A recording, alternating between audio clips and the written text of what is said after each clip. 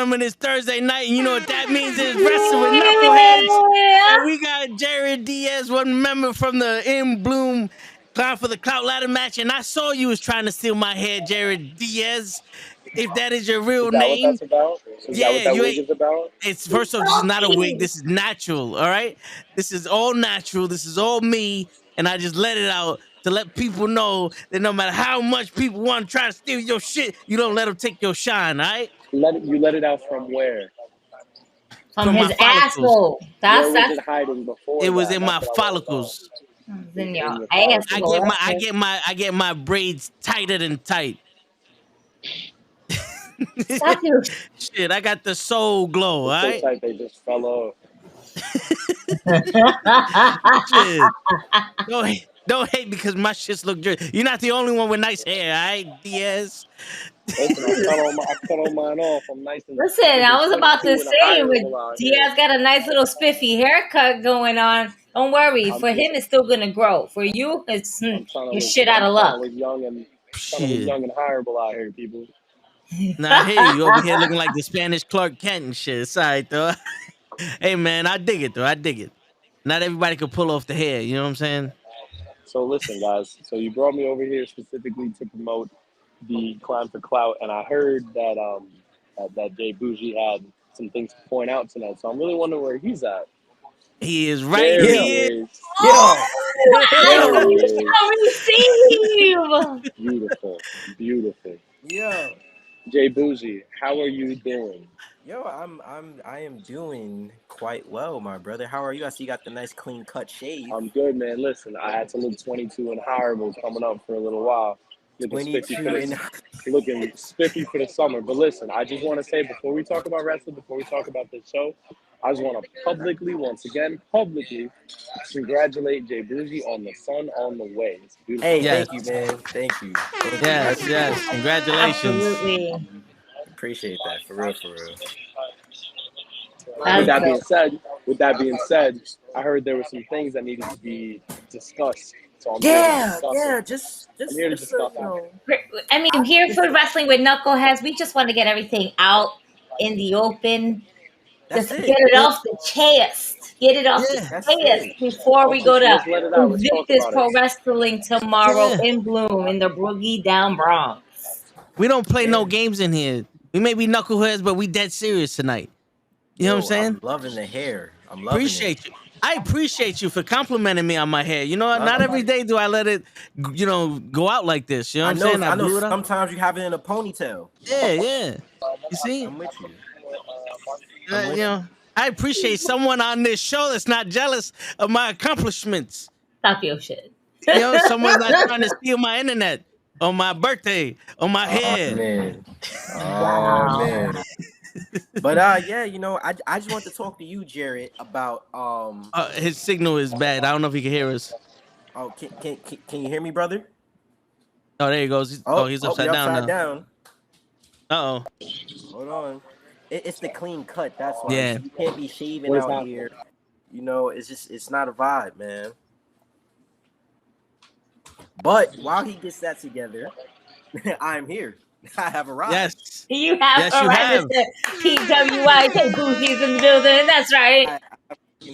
Fashion. Are we in? Are we good? We can hear you, but you still look upside down to us. You like that. It's like we're face to face. Like if I just went like this. He's gonna come back. He's gonna come back. But how are you guys doing? Are you guys ready for tomorrow? I'm ready for tomorrow. Yeah, I'm ready for tomorrow. We're excited for tomorrow. I can't wait. I lost my voice at Battle Club, and I'm ready to lose my shit tomorrow too. Fuck that. So, hello, can you hear me? We can hear you. Can y'all hear me? Yeah. I can't hear you guys. We can hear you. You know what? I'm thinking this is kind of fishy. Where's Matt? I find it funny how Jared's stuff is messing up, and there's no sign of. Oh, there he goes. All right, something. He's in the chat. Uh-oh. Matt Austin's in the chat.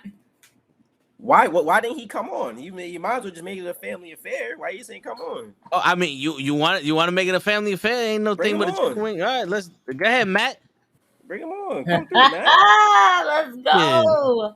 Why not? Why We not? got We do things different. Just to let you know, while we're still waiting for Jarett to basically come back on and for Matt to come back on, we just want to let you guys know that it is official. The Knucklehead Networks are going to be sponsoring the Climb for Clout ladder match tomorrow. That's right. Oh, can you guys hear me? yes. Yeah, we hear you. But we see a freeze frame of you. You guys are sponsoring though. We will be sponsoring. Yes. We'll go back to that. We are sponsoring the ladder match. We're very excited. I sent it, Matt. I sent it to Instagram. Yeah, come on, Matt. And You the on business invite. in North Carolina? Okay. Yeah, you Where's know, Jarett at? Is Jarett like in a dungeon or something? Like, he was at MetLife Stadium watching the draft, and then he went to a bar to come on the show. Enjoy the bar, brother. It's okay. Don't worry about it. I got this. Word. I got it, brother. Word. I want all of this though right before the event because I'm just like we know what's going down. We know what's going down. And we know there's a lot of room to work with here as we go back to St. Helens up in the Boogie Down Bronx. It's you know what? It's going to be amazing. I think it's Invictus' first time there. We just see punk ass Alex there. Punk ass Nick, he's gonna be there as well. I can't wait. Yo, you know what? Listen, y'all gonna be there. Y'all sponsoring the match, right? Yep. I need y'all, right, to have y'all cameras ready because when I win, not if I win, when I win, because I'm going to win this ladder match. I have to win this ladder match. You know, everything I've been doing for the past few months, ever since I came back at for the grand championship. Oh wow, no, he didn't. He's not a thief. You cut that right. out. That's right. You don't come on here with that type of derogatory language and stuff. That's right. Do that, all right? No. The first guest that got my back, Gigi. They all corrupt the eye, but he got my back. Ridiculous. But listen, I need y'all to be ready. The blasphemy. Whenever I climb that ladder, right, I grab that briefcase. I need y'all to get y'all cameras on Nick and Alex, please. So I want to see their faces from the moment I start climbing. Just watch it all just change and like, oh my God, he's gonna get in. I need that. I need y'all to do that for me. I got you. Have that on standby because once I win that briefcase, oh my God, yo, you know the madness is gonna happen. Let me be humble for a moment. If I win the briefcase, right? If I win, do you not know how much ruckus will be in Invictus? You know how many people's gonna be on their toes? People won't be able to breathe right because, like, oh my God, I am now the most powerful man in all of Invictus Pro Wrestling. Me, Jay Boujii. How did that come to be? You think they can live with that? I don't think that. I don't think so. I don't think so either. I don't think they're ready for that. Listen, I have the power, if I win, to cash in at any moment. Any moment. Yep. I can hold it for a full year. I can hold it for an hour. I can hold it for 10 minutes, 3 months, however long I so please. Yep. That there, oh man, that there, and that's my motivating factor to win because I'll have all the control. I'll control all the pieces in Invictus. Nick can't do nothing. Alex can't do nothing. Nobody in the office can do anything about it. It's just me. It's all me. And I'm just happy, guys. I can't wait. I'm excited. I'm excited for you because ain't nobody can hold you down now. That's what I'm saying. Look, it's back-to-back years. I was in there last year. Now I'm in there this year. The first person to go back-to-back. It's only right. It's only right. Mm-hmm. It's only right. And mind you, I was at the top last year. I was there like, you know, I decided to make a decision that was questionable now. That I thought other things would happen. I was foolish for, you know, because we thought other things were going to go a certain type of way. But, you know, there are a lot of selfish folks in this business. But either way, now it's my time. Now we gonna make this right. That's right. Shit, my man said, "Let me be humble." You always humble. I ain't never seen you not humble. You know what I'm saying? The most But humble man I've ever seen in my life. I gotta drop the disclaimer because Yeah, they be like, yeah, yeah. They mistake confidence for cockiness. You know what I'm saying? They mistake it for greatness. You know, yeah. You know, they mistake my humbleness for shortness. That's what it is. How dare they? You like 6'7", bro. You know what I'm saying? Wait, Show. You finally Show on when shows Jay up. Bougie comes on. This is Show show enough. shows By the up. way. They told me Wow. Bougie was here. I had to show up. Yo, Word. listen, I'm here. Nah, We bro. moving and You grooving. was We here rocking, last baby. time. You killed it, bro. I had to come say what's up. Listen, I'm happy you here, brother. I'm happy you here. Appreciate that, man. Hope everybody's treating you like a king that you are. Yeah. We Word. good. You know what I mean? We got some people in the comments, trying to throw some not nice words at Toe. You feel me? But I'm regulating everything, making sure everything's cool out here. Appreciate them. Hit them with the ladder. Tomorrow? You gonna be there tomorrow? I sure will. Oh, I'm coming to see that. Listen, hey, look, somebody bring a bottle of champagne at this point because it's gonna be a party. You know something? You know something? What name brand? Just name it. I was saving this for a special occasion, but I'll bring this tomorrow for when you win. That bottle. Is that what I think it is? From DR. That's the Straight from bottle. DR. That was our birthday I will bring this bottle. tomorrow. It was my birthday, but yeah. That was the So birthday bottle. We're bringing it. Don't hype me up, Tom. I will bring it. Listen, That's it. I know you watching this. Everybody in that live match, I know you watching this. I got everything now, all the motivation. There's no way I am not walking out of the Bronx without that briefcase. There's no way. No way. Oh, shit. Matty Ice in the building. Stepping in for Jarett Diaz at the moment, we have the one and only Chancla style Matt Awesome. Word. Yes. And I'm on official business right about now. So I had to hop on though. Had to hop on, in place of my partner. Listen, that's the only reason why I'm not there. And as Jarett said, congratulations on the bundle of joy coming soon for you. Thank you, my brother. Before we talk wrestling, thank you. I hit you up privately and I told you that. But now on to the games for tomorrow. Unfortunately, I can't be in my partner's corner tomorrow because again, on business out here in North Carolina. But what I can say is this: Jarett does have a very good, track record when it comes to ladder matches. He knows what to do. He knows how to use that piece of hardware pretty well. So besides you, everybody else that's in that field is going to have to pay attention and learn something. Take some notes after tomorrow. Because again, he doesn't need the clout. He got it. Just like me. I don't need the clout either. I've earned mine. Thing is, once he gets that briefcase, he can go anywhere he wants with that briefcase. Hell, he could use it to get us a tag team title match if he wanted to. And at the end of the day, that is my partner, and I'm behind him 100%. I will have his back no matter which route he goes through. Let it be he gets the title, a different title that's not a tag team title. I'm not mad with that. Because guess what? Jarett wins, I win. You see, let me stop you. Uptown Boys stop win. you there. Let me stop you. See, there's a difference between Takeover and the Uptown Boys, bro.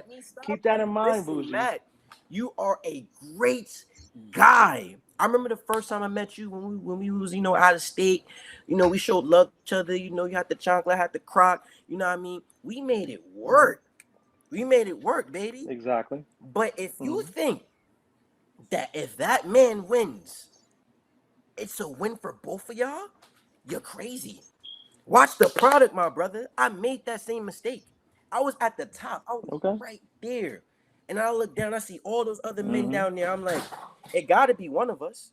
If it ain't either, listen, if we right here, if I don't take out those guys in there, that briefcase ain't coming home. So what I did, I made the jump. Now he's in the main event tomorrow night, right? Now I'm right back where I was a year ago. There's a difference. There's a difference, though. There's a huge difference between what happened with you and Takeover and what me and Jarett. Tell me what's the difference, please enlighten me. Because you see, the biggest difference is this, and I'm going to tell you this. We've had our chance to face each other. We wrestled each other. We left it up. We left it all in the ring against each other. And guess what? we came out with a better respect between the both of us. Now, family fights, and that's always understandable. But then again, we also grew up with that one, that one saying, all skin folk ain't kinfolk. And that I highly understand. Look what happened to you. I'm not saying it falls on you because I'm very proud of what you went through and I'm very proud of what you did. At the end of the day, flowers should be given to people while they're still here. And I'm giving you your flowers right now. You did your thing ever since you broke apart from TakeOver, as everybody else did too in TakeOver. PJ did his thing. You're doing your thing. You made it to the, you made it to the PWI 500. Thank you. Hell, there may be room for me this year on there, hopefully. Listen, I'm more than willing to give you 485. I'm more than willing to give you that. I don't mind it. It sounds like a deal. First PWI. There you go. But at the end of the day, you got to remember, he's representing the Bronx tomorrow for me because I'm not there. You are representing the Bronx too. So two Bronxites going for the same briefcase. That's a match alone. That's a probably co-main event, mid-card match that's gonna keep everybody on their toes. Jarett Diaz versus Jay Boucher. That sounds like match of the night to me. I don't know what you talking about. I'll even be respectable enough that if that ever was to happen, and I'll keep my ass in the back and I'll give y'all respect and I'll give y'all your stage because I'm not trying to take anybody's anybody's spotlight. But then again, I know you're never alone.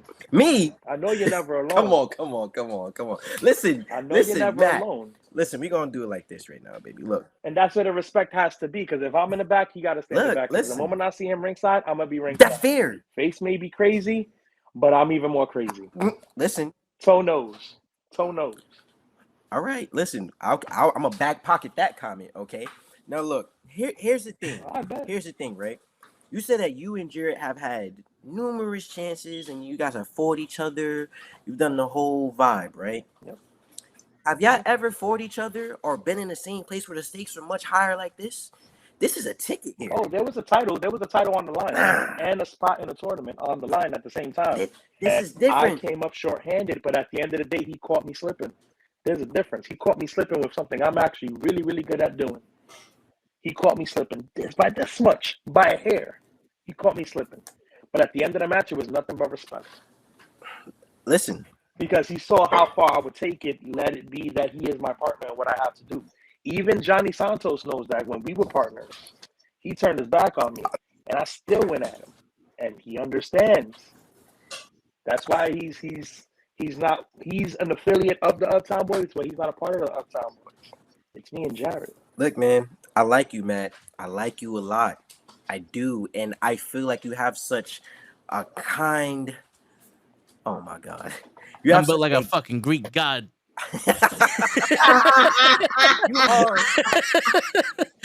You are an amazing human being. You have nothing but good energy and vibes when you're in the locker room. And some people may see that as a weakness. Some people may see that as they want to attack you. And it's most times the people that's the closest to you. You said that he caught you slipping. Or was it a tactical move on his part? You feel what I'm saying? And then now... No, I literally did slip up. That was what happened. And then now... If you want to watch the match, it's on YouTube. You know what? I will. I will go watch it. Hear me out with this one, right? We are at Invictus, right? This is one of the biggest shows that they ever have every year. The biggest implications, everything. And we back in the Bronx. We back in the hometown. The renaissance of professional wrestling in the Bronx is due to people like yourself, me, Jarett, people at We Are Wrestling, and even punk-ass Alex and Nick at Invictus. You have a moment where you're in the Bronx here, right? That awesome's not there? Yes, you're on business. But I'm on family business at that. Family business at that. I understand, brother. I understand, but sacrifices. And I feel like... Oh, no, of course. You not being here and him being there and with just the run he's been getting, like, look, like, you don't need to call, he's been on AEW doing an amazing job. Of course. PW Revolver, I think it was, he said as well. Yeah, no, of course. I know where he's bro, been. He said numerous places. Why didn't he say we've been? Guarantee y'all gonna see me in AEW by the summertime. That I'm already in negotiations with somebody at AEW to get. Listen, I hope so. That's already out there. spoiler alert, I'm gonna be there. I hope so. I want you to. Second, that's fine. Again, a win for Jarett is a win for the Uptown Boys. That's it. That's all I gotta say. A win for Jarett is a win for the Uptown Boys, and there's a difference. Again, a lot of people don't see it like that. Some people don't see it like that. Other people do. Okay. All right. Listen. But then again, if you look at it like this, Friday, Gigi. So, what was I doing last Friday? You were handling Besides the business chopping at Battle Club Pro against Prince Amin. Yeah. Exactly. 5 minutes, the field got filled in the ring, ended up eliminating people, and went right back to it. My shoulder just recovered the other day. And then Jarett was on his business too, taking care of his business. At the same time, we were taking care of business on separate parts of the area. So at the end of the day, we working. And then when we in the ring together, we working. Listen. I got approached at the brewery for this show for tomorrow. That ladder match was gonna have one extra person in it. That was gonna be me. And I had to say, listen, unfortunately, I can't make it because I have something very important to take care of this weekend. It was a promise, and I had to keep that promise, and I had to succeed with it. That's why I'm here right now. Oh, you're such a great guy. So, great guy. Listen, when family calls, I gotta take control. I gotta do what I gotta do. That's family. You right. But I told Jarett, listen, I may not be in your corner because I know for a fact, I hope Jay Bouzie's going in there with himself and not any extra. I'm the only one on the poster. You see, Killian got Dust. The dude from Milk Chocolate, they look like it's a damn tag match with them. Yeah, Brandon got Randy. I see that. Know? And again, if Randy, if you're watching this, if you get anywhere close to Jarett, bust the ass. And Dust too, I'm gonna Dust. smack that number 500 off of you. I love Dust too, but I slapped the 500 out of him.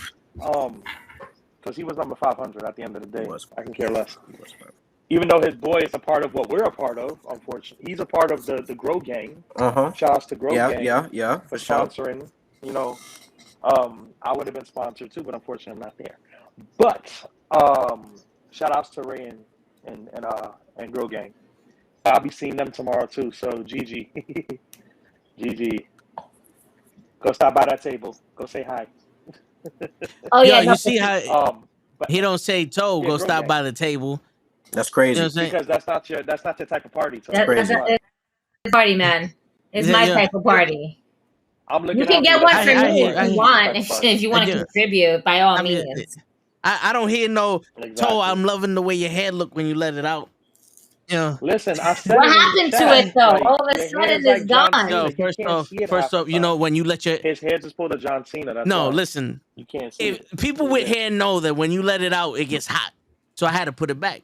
I had to put it back in there. You know what I'm saying? And let me tell you my dedication. I'm gonna be watching. I'm gonna be watching on tomorrow night. Yeah, let me take. I'm gonna find time to watch tomorrow night, and I will be watching from North Carolina to see what's going down. Unfortunately, I'm a little distant, but doesn't mean I don't have a few goons out there that I could just send to watch my boys back. Let me tell you my dedication. I can make a quick call. Yo, would he make that call for you though? Would he make that same call? Shit. Uh-oh. Definitely would. Jarett definitely would.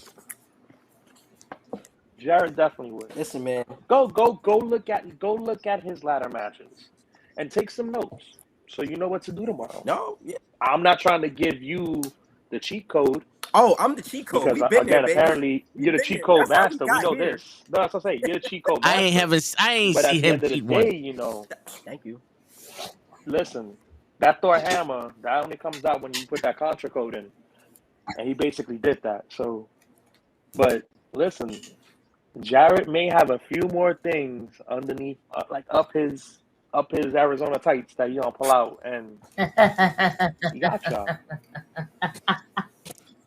It's Arizona. And the price only, and for your information, so the price only went up on the bottles, not the cans. The cans are still $1 in Manhattan.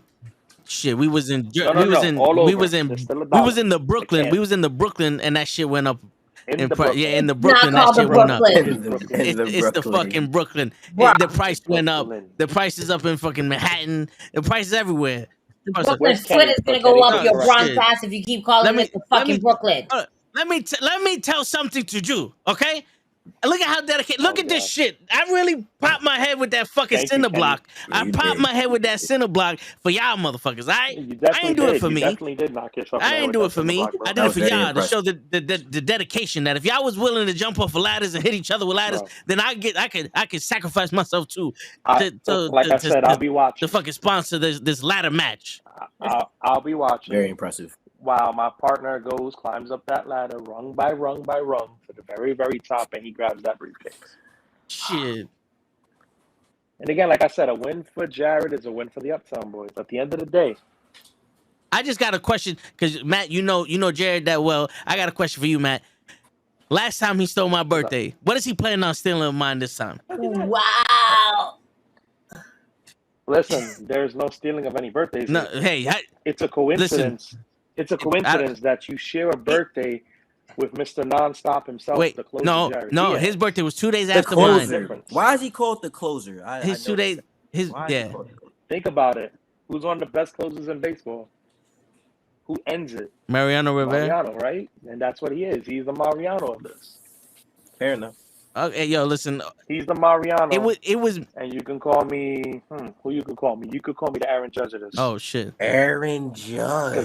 Because I could swing that chocolate like no tomorrow. You know what? And- You know what? Hey, listen. Put it on a t-shirt. Put it on a t-shirt. Make that money. Yo, it was made to not look like he stole my birthday, but when you really watch the tape back, he had about 80 professional singers talking about happy birthday 2 days before his birthday. This is true. His pops is actually pretty good. And yo, and you know some, He's one of and them. yo, and I did some investigation of my own because you know Of Jay course. Boujii, I'm But a you wanna know journalist. something? Yeah. I'm a journalist. Wait a sec. Time out, Toe. Time out, Gigi. Y'all didn't sing me happy birthday for my birthday, and I wrestled for Battle Club that weekend. Hey, bring. hello. No, come back. Bring Wait, the wait. candy. Don't forget the candy. Yeah. Well, first Don't off, forget the candy. Matt, No. wasn't your birthday You heard what gift he said? her like beating my Dorito ass with Lays. the chancleta? No, Doritos and Lays. I like them barbecue. Yeah, I- Riley wins. I got- Riley Doritos gave me and my Lays. birthday. I got my ass kicked, and Ranch, we did sing happy birthday for original. you. And I was cheering my Barbecue. ass off for you. Barbecue. Shit, word. I was cheering my ass off for you.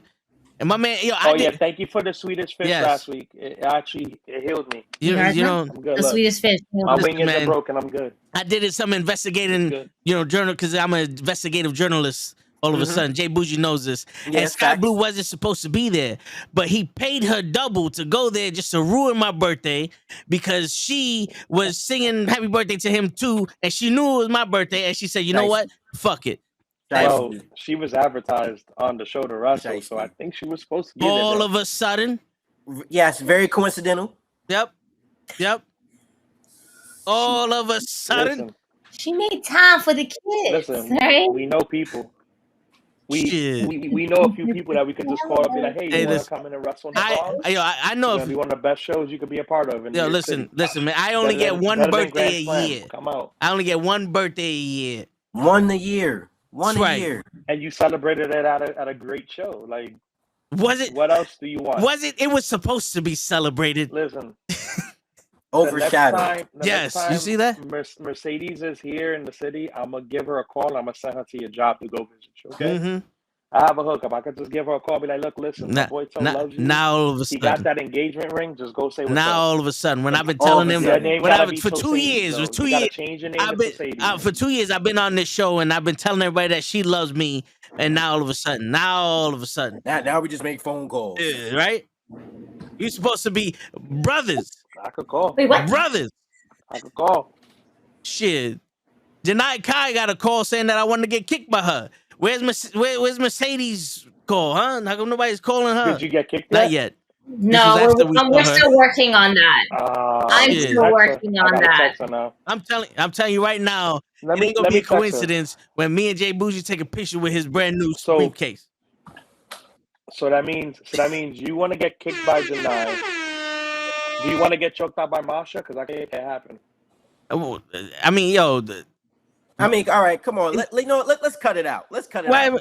We got the man just wanted to get his due. You want to get a hug right? from Lala or Larry? Larry? You're Which trying to one do you his other pick? stuff to him. Yeah, you know what I'm saying? Cut it out. All right. We trying to put Ray through a table. You want me to get choked out? What? Like Jesus. Oh, wait, You it's trying to okay to put Ray put Ray through a table, but it's not okay for you to get choked out? Yeah. No. I wasn't. Daddy, I'm gonna talk to Darius. Boujii, have you ever seen me start problems? Never. Meanwhile, every time we on the show, somebody start problems with me. You Bro, they always always say start your name first. problems. Right? Always. What? Right? He does nothing wrong. Get yourself into the They problems I made. get in here and just come at him for no reason. Yeah. No. We come at him for many reasons. Hey, man, listen. I don't see it. I don't hear it. Since high school. Right? It's happened since high school. Trust me. Shit, He's got himself into predicaments. yo, all the we time. might have to make Jay Boujii a regular here because he's the only one that sees the truth. That's what I'm saying. Yo, Kenny, help me out. So what is it gonna be called? Bonding with Boujii? It might be. Shit. Put that on the shirt. Yo. Hey, listen, it'll sell, brother. Yeah, Boujii tags. Yeah, there we go. Uh-huh. Shit. Just make it money. We for it. Shit. The price is whatever that briefcase is worth, baby. That's what that is. Listen, man. Look, like I said, that briefcase is coming back to Kingsbridge. That's where it's coming. It's coming back to Kingsbridge to the Bronx. So, I mean, like I said, I'm gonna hold on for however long I want to. And listen, Matt. Maybe if I decide to hold on to it long enough, whenever you're back in town. Maybe I'll put it up, you know. Maybe you and I can have the singles, you know, or maybe we could do a triple threat and you know, let's see me, you, Jarett, and let's just see what goes on there. That's what I'm willing to do. A lot of fun. That's what I'm willing to do. A lot of fun will happen. You there. know. Listen, if Alex is watching, that's you know what, right? Pencil it in. Jot it down, brother. That's all. There's a few more shows. There's a few more shows for Invictus this year, so I got. We do owe each other that one-on-one because we were in that scramble. Yes. We did touch a few times. It's been a minute. It wasn't enough. It has been a minute. Wow. Since last summer. Wow. Oh, it was June 4th. No, we're coming up to that 1 year anniversary, y'all. Word. Can we make this happen? Invictus Pro Wrestling. Hello. And I've already wrestled again. Who else I wrestled from that match? No, it could be anywhere. I got a chance to wrestle with Clipper, and I got a chance to wrestle with Killian. Okay. So very, very, very nice. Very nice. Yeah, but if y'all gonna wrestle, you can't stack the deck against Boujii because you know every time I go to Invictus, they stacking the deck against Boujii. You see this? That's Invictus. That's Invictus. Thank you. That's Invictus though. Invictus doesn't like Boujii. For some weird reason. There'll have to be stipulations for this match then. And the stipulations should state face cannot be nowhere close to ringside or in the ring, no matter what. Well, his face is attached to his body, so he needs his face. Alex and Nick should not be ringside either. In your case, Jarett can't be ringside either. And it has to be a good rep. No GameCubes, no Xbox Ones. Oh my god, bro, that GameCube, I ain't been right since that, man. That hurt so much, bro. I won't even use a chancla. Put it like that. Wow. So just straight bare bones, good old fashioned wrestling. Word. Pretty much. I like that. Okay. All right, let's see. So saw me do that last week. He knows I can. Listen, Matt, I don't doubt you. Out my pocket. I doubt you. I think that you are definitely coming into your own, at least from when I first met you. You feel me? Like I said, from when we met a year ago, everything that you're doing now, I wasn't quite sure what to think or not to think about you. But you know, I got. In fact, the first night we met was at a Blood, Sweat, and Tears show. I only went there once. Yeah, it was that one time because I wrestled. Because I think who did I wrestle that night? Damn, I forgot who. Sunset. I wrestled Sunset that night. Oh, you faced Sunset that night. We were the co-main event. Oh. And I beat the shit out of Sunset. Wow. I chopped the shit out of him. This is what I'm saying, bro. Where it's like, you know, our paths have crossed, and of course we've both grown immensely from it. Like I really started paying attention to you from the We Are Wrestling, the Rumble. That's when I got to know like your Because we backstory. were in the scramble. We did our thing in the scramble. I definitely did kick you twice in the face. See, I'm over here trying to get Vance To his start the flowers. match, and at a certain He's point, talking about kick me in the face. I'm Cheap telling, I know shots. about his story. and then you got no, but then you got sidetracked with the whole thing with Killian and the rest of Takeover. They pulled you to the back. You couldn't finish the match. That is true. I got stuck in the ring by myself with Clipper and Leroy. I took out Clipper. Leroy took me out. There we go. Yeah, and then after that, I think our next crossing, like I said, at the Bronx, at the Rumble, where you won that, when we were wrestling. I learned your story. I that was really nice. I like the promo you did. That was cool. I dig it. Yeah. I took it back to the hood. No, yeah, for sure. Like I didn't even know. I took it back to where I grew up, my raised. Yeah, bro. I didn't know that you was from the Bronx like that, but it was good to see that. South Bronx. I'm from the Delhi Triangle, bro. I'm from the Patterson Projects, right next to my Haven and Mitchell. Oh yeah. Born and raised. That's the area I was born and raised in. Listen, you the man. So right then and there, knowing the area, if I have to get dirty, I can get dirty. It's a given. It's in my blood. I was raised that way. I love it. That's why. At the end of the day, I could always leave the chancellor on the side, and I could do what I got to do. I could work. Ask some med. Ask a few people I've wrestled. Ask the people in that Rumble. I could work. I don't need the chancellor all the time. I like him. You know what? I just hope that you could even ask one of your teachers. You can ask one of the SATs. I've trained with one of them. I believe it, brother. And he gave me my props when I got out the ring. And he realized who trained me. He was like, I trained them before. So I know you got good coaching. Cool. Listen, man. Once he heard Santana's name, he was like, oh, you're good. Yeah. No. Of course. My thing is, I just hope that you can maintain this after my prediction happens of what's going to go down between you and your boy, just off patterns. I want you to still be you and still be great. I'll always be me. There's no changing me. I could be in a tag team. I could be singles. I'm still gonna be mad awesome.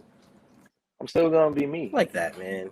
At the end of the day, that's gonna be me. Like tag team, no tag team, doesn't matter. I'm still gonna be me. I'm still gonna bring, the fire to the ring like I always do, no matter what. So I like it, man.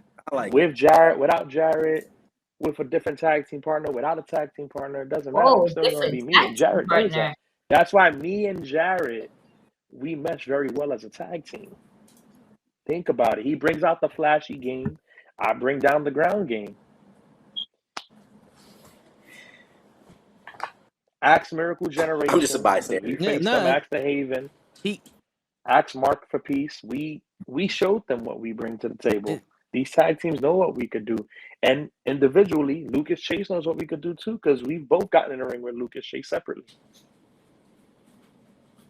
Yeah, I mean, it makes sense because Jarett Diaz steals my birthday, and then you get Gigi's daughter to beat me up after the show for your birthday. It's full circle out here. Listen, it didn't take much convincing to her to wanted to beat you up. It could have been It could have been Darius Carter who almost kicked her, and if he would have been like, "Do you want to beat up Toe?" she would have been like, "I forgive you for trying to kick me. Let's go." All right.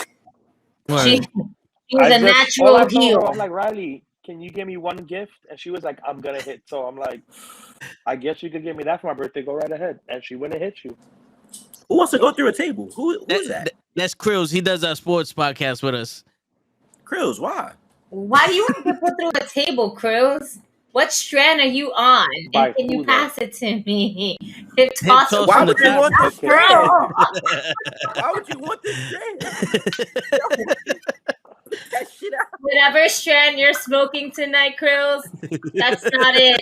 It's not it, baby. It's not it. Bucket list. Bucket list. We hardcore over here at the Knuckleheads, right? In regards to tomorrow, I hope there's a couple ladders. Hope there's not just one. Hope there's about two, maybe three of them, maybe a table or something there too. I hope there's a lot of accessories. Word. Just to give it that. We like accessories. No, yeah, for sure. So matter of fact, Matt, while you're here, I would love to hear your predictions on the rest of the card.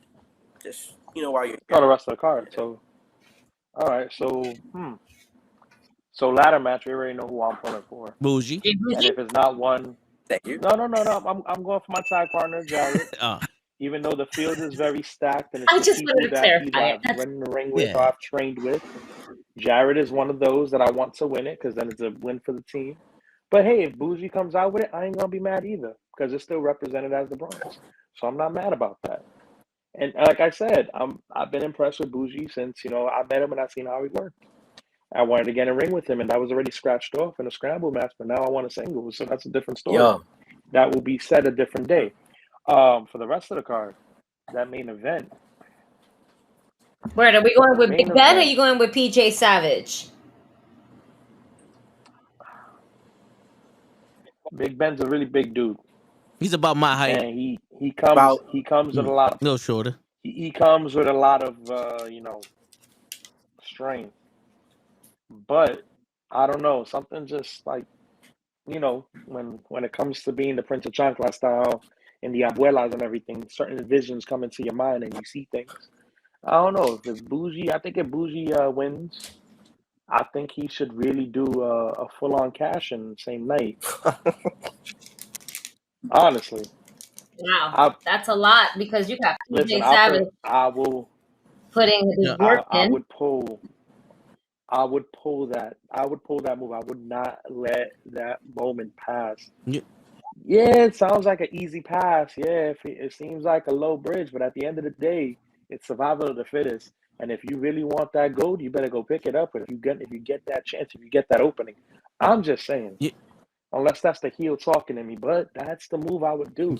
I would take any opportunity possible, be the ultimate opportunist.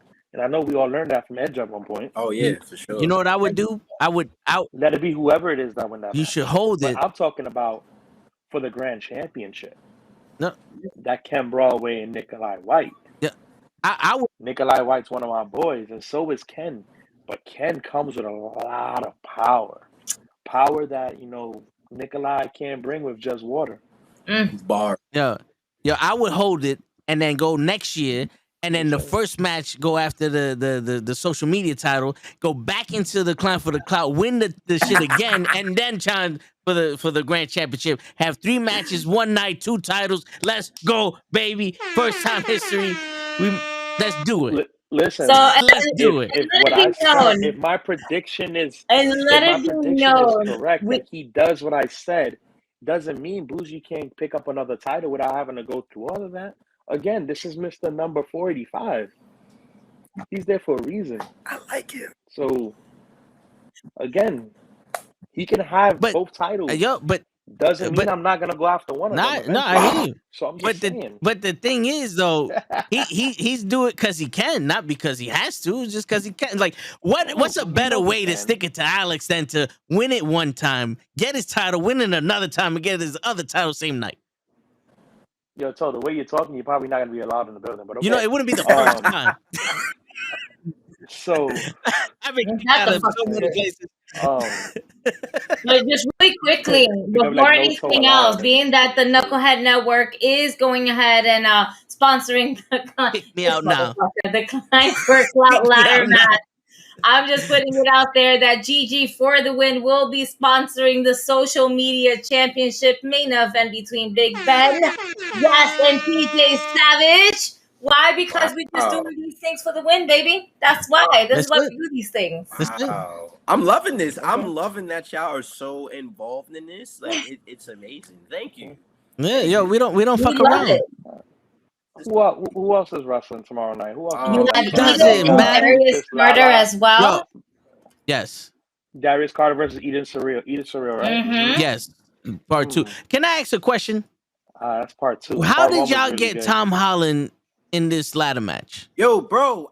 Yo, man. Listen. I was like, who is that? I called some people. We got Spider-Man at Marvel. I see that. We got Spider-Man in the ladder match. Zendaya let him out for the night. Word. That's crazy. Zendaya was like, you could go and try to win a briefcase, baby. Bro, I don't know what to expect from him. I don't, and that's what's kind of like bothering me because it's like, who is this guy? Is it Spider-Man? Is he not? which universe is he from? You know, we got the across the multiverse coming out real soon. Is he one of them? What's going on? He's from 638. 638. Okay. Remind me what that is again. The Marvel universe.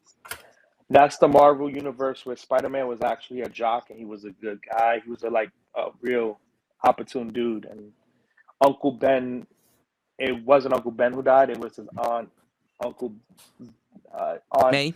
Was it Aunt May? And she passed. No, not Aunt May. His uncle was Uncle May. It was a weird universe. Why are you barking like that? Because that nigga didn't agree to anything that Matt just said. Because he said, he is wrong. That dog is a Marvel. I speak dog. The dog said you can have Spider-Man, Venom, and Carnage in this ladder match. Ain't gonna stop boujii. That's what he said. Thank you.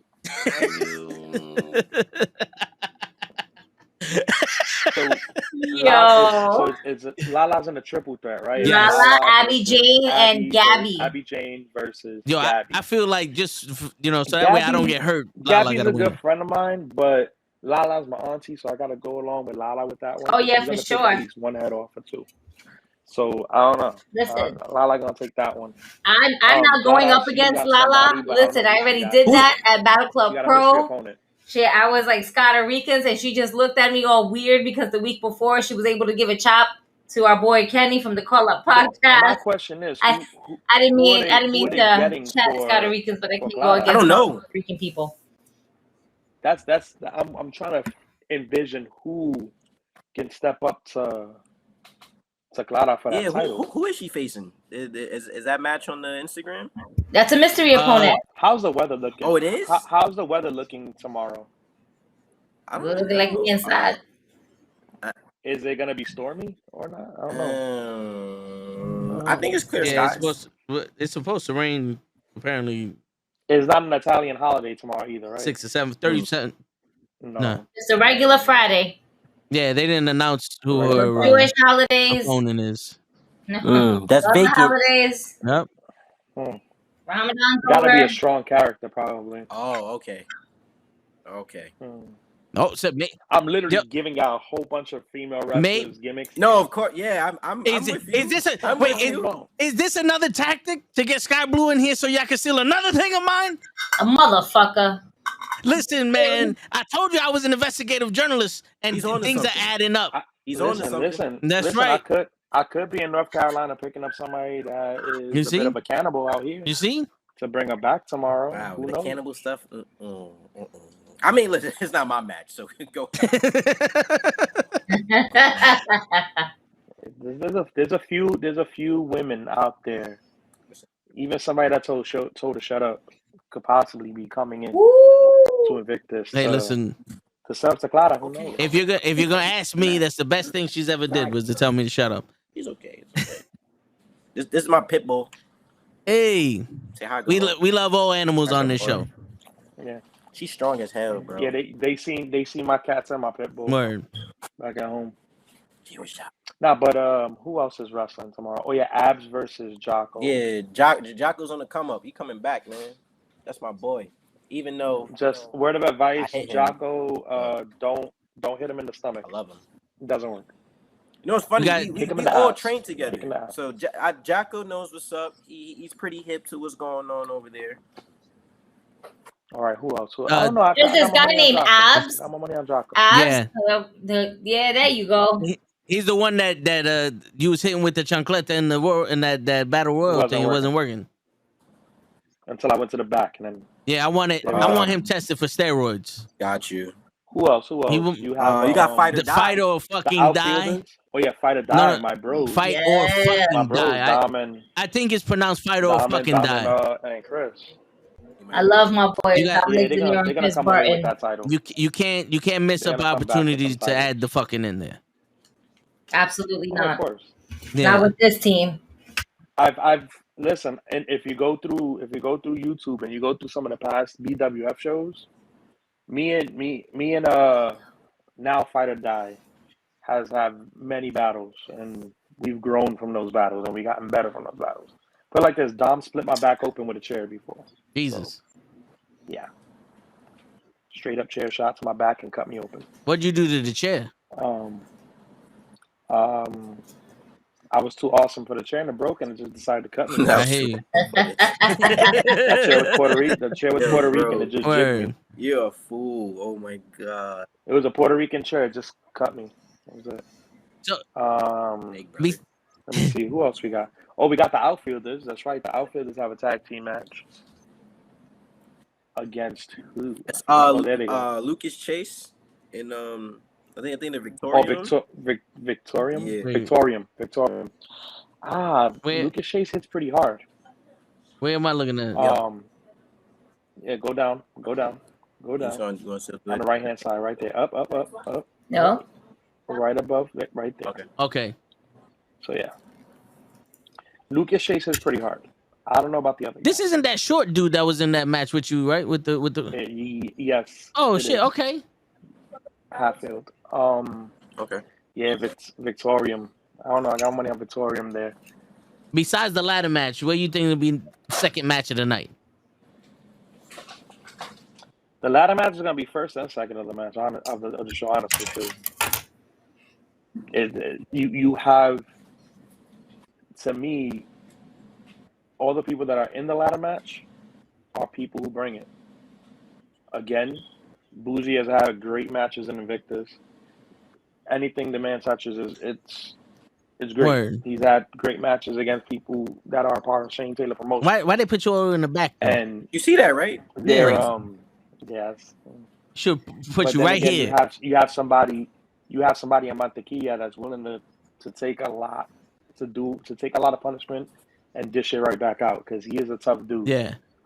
You also got Gabe Sky who hits hella hard. Yeah. He hits hella hard. We know this. And you got Spider-Man who just saved the world in Endgame. He's coming to actually bring the heat. Unfortunately, no longer has Mary Jane. And then you have Killian. Killian is. I have enough. Killian's a problem. Oh, the person, right? Killian is a problem. And then you have Brandon Watts, who's also a really tough competitor. Like the match that they had, my debut at Invictus against it was them versus Milk Chocolate versus Miracle Generation. They literally tore the house down. And it was a hell of a match. So is this match side down the back? Brandon Watts can go. I've seen Brandon Watts wrestle for a while now. He could go. So at the end of the day, I think honestly the standouts of that ladder match alone is gonna be boujii, Jarett, and Gabe Sky. Those are the three faces I see in that match that I can bet are gonna do something stupid. But then again, boujii's gonna be smart enough to watch them do something stupid and capitalize on it. Of course. But because that's what he's supposed to do. Capitalize on the opportunity while everybody else beats the shit out of each other. In a ladder match, but when Jarett does dumb shit in a ladder match, he actually succeeds with it. That's the problem. So, honestly, I'm gonna be watching from here. I'm gonna find time. Just text me where are y'all in the card, boujii. From my understanding, I think we are. And plus, it's a ladder match, so I imagine us either being probably right before intermission. Probably, if it's right before intermission, I'll be watching. Probably right. So I can gauge the time of intermission. You're gonna have to clean up. A ladder's gonna break. There's gonna be some stuff in there that's gonna get crazy. And plus, you gotta clean up after I pop that champagne bottle. Actually, no, the Brugal bottle. That's right. I have some drinks after I win that briefcase. That's right. Clink, clink. Listen, Matt, I'll send you a shot, brother. I'll send you a shot. Don't worry. Word. Listen, at the end of the day, I like I said, you, Jarett, and Gabe are going to be the standouts of that match. And I'm not just saying that because I'm on the pod with you right now, because I would have said it regardless. Oh, thank you, brother. Thank you. Gabe, and Jarett are going to be the faces of the match. Yeah, there's one thing I know about Matt. He don't blow smoke up nobody's ass. Never. Oh, you know what? Matter of fact, since we on here, shooter. I'll be popping on some new gear tomorrow too. Nice. Ooh. There you go. See, that's right. And my man known for his gear too. Okay. Some new gears coming out that y'all gonna like it. I'm getting a WrestleMania 12 Shawn Michaels vibe. I don't know. That's just my guess. Wild guess. You know what I'm saying? It could be the center block. Yeah. I don't know. Now you need to bring that cinder block with you moving forward. Like, yeah, I'm this motherfucking I'm have to talk to my knucklehead. peoples because Shit. I'm looking to get some new gear for this year. So Yo, I gotta pay tribute to somebody I have not paid tribute to yet in my gear. I got a guy who's very quick that I just got put on to. I can send you his stuff, and he out here in New York too. Like, bro, I swear to you, bro, he made this shit in a week, bro. Like, he told me, like, yo, it might take like I originally was supposed to get it probably like yesterday or like today. Hit me up like, yo, I got it. Can we meet up? I said, damn, all right, cool. I'll meet you right now. When I got my gear done by Bronco, it only took him a week, 2 weeks to do my shorts. Love that. I love a week to 2 weeks. I love that. That is great turnaround time. I literally, when I told him I have gear, he told me, give me a week and then send me the stuff, because he was working on Masha's like 4 sets of gear. Okay. So when he was done, he was like, I just finished hers. Give me your idea. Sent it to him. Literally the week and a half later, he was like, come get your stuff. Bro, that's how I like to order gear. So like with my the Kane gear I got, the Mysterio, and then like my gold one that I wear, I order all those at one time. I like to do it that way. So it's like, boom, I just get it done, and then now the next time. I'm gonna get 2 different pairs of shorts done, and I'm not going long shorts anymore. I'm getting shorts a little higher. Kind of like Kenta. Oh, you getting the hoochie daddy ones? Look, all right, hoochie daddy season's in play, baby. That's it. You little light summertime, you know. I haven't. Listen, I didn't show up. Daddy shorts. The summertime is out, you know. We don't get. You gotta show them not quads. spring. We're still in winter. I don't know what the fuck this is. We're gonna go straight into summer. Sun's out, thighs out, baby. That's it. Nah, but I gotta pay tribute to one of my favorite wrestlers of all time with his new gear. So one of them gotta be like that. Another gear gotta match. You know, of course, Uptown Boys gimmick. So I'll be surprised in a few years in the summer. All right. You're gonna see some new stuff. Shit, I might have to get me some gear too. Fuck it, to be in the crowd, just geared out. Y'all already know who my favorite wrestler is, so I gotta pay tribute to him again. Besides doing the move in the ring, you know. That's right, Goldberg. Gotta wear it. No. Yo, you had me. Yes. No. I don't hit jackhammers. You had me. We all know I'm a Eddie Guerrero fan, true and true. Through and through. I don't know, bro. You got the Goldberg. If you see me pop out, if you see me pop out with that black tiger mask, I don't know, man. I kind of like the drums for you. Then you like hit your head on the damn wall or something. Word. Nah, that's in the block head over here. Shit. Yo, listen, man. Yo, I tell you one thing. That center block ain't see it coming. Yo, and that center block ain't here no more either. So word. You're not Ben Grimm, so you need to chill.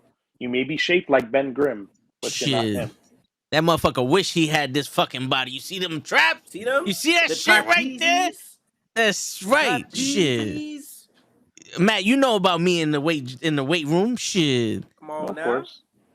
Oh, you look at them and that's it? What? You just look at them and that's it? What? That's what you do in the weight room. Nah. I destroy them. People were getting in line to use them. I said, I'm not done yet. Periods in. I'm still so. When we graduated from high school is when they put the new, better equipment in.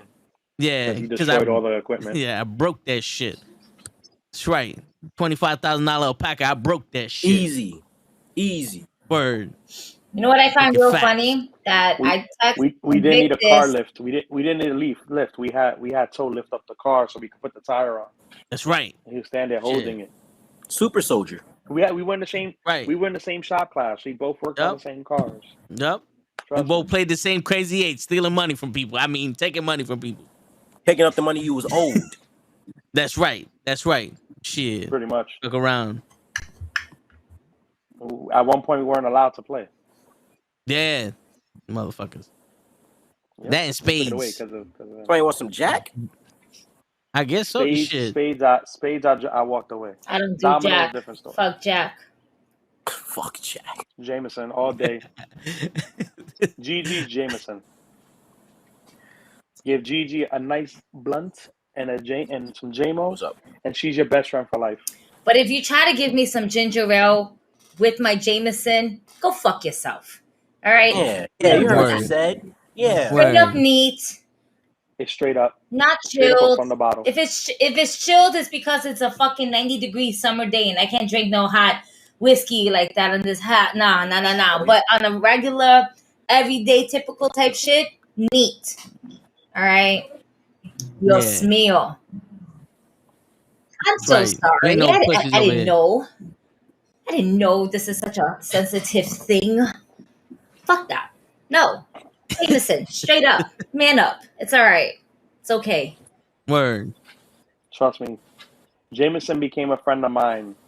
Listen, Jameson became a friend of everybody last week on Friday.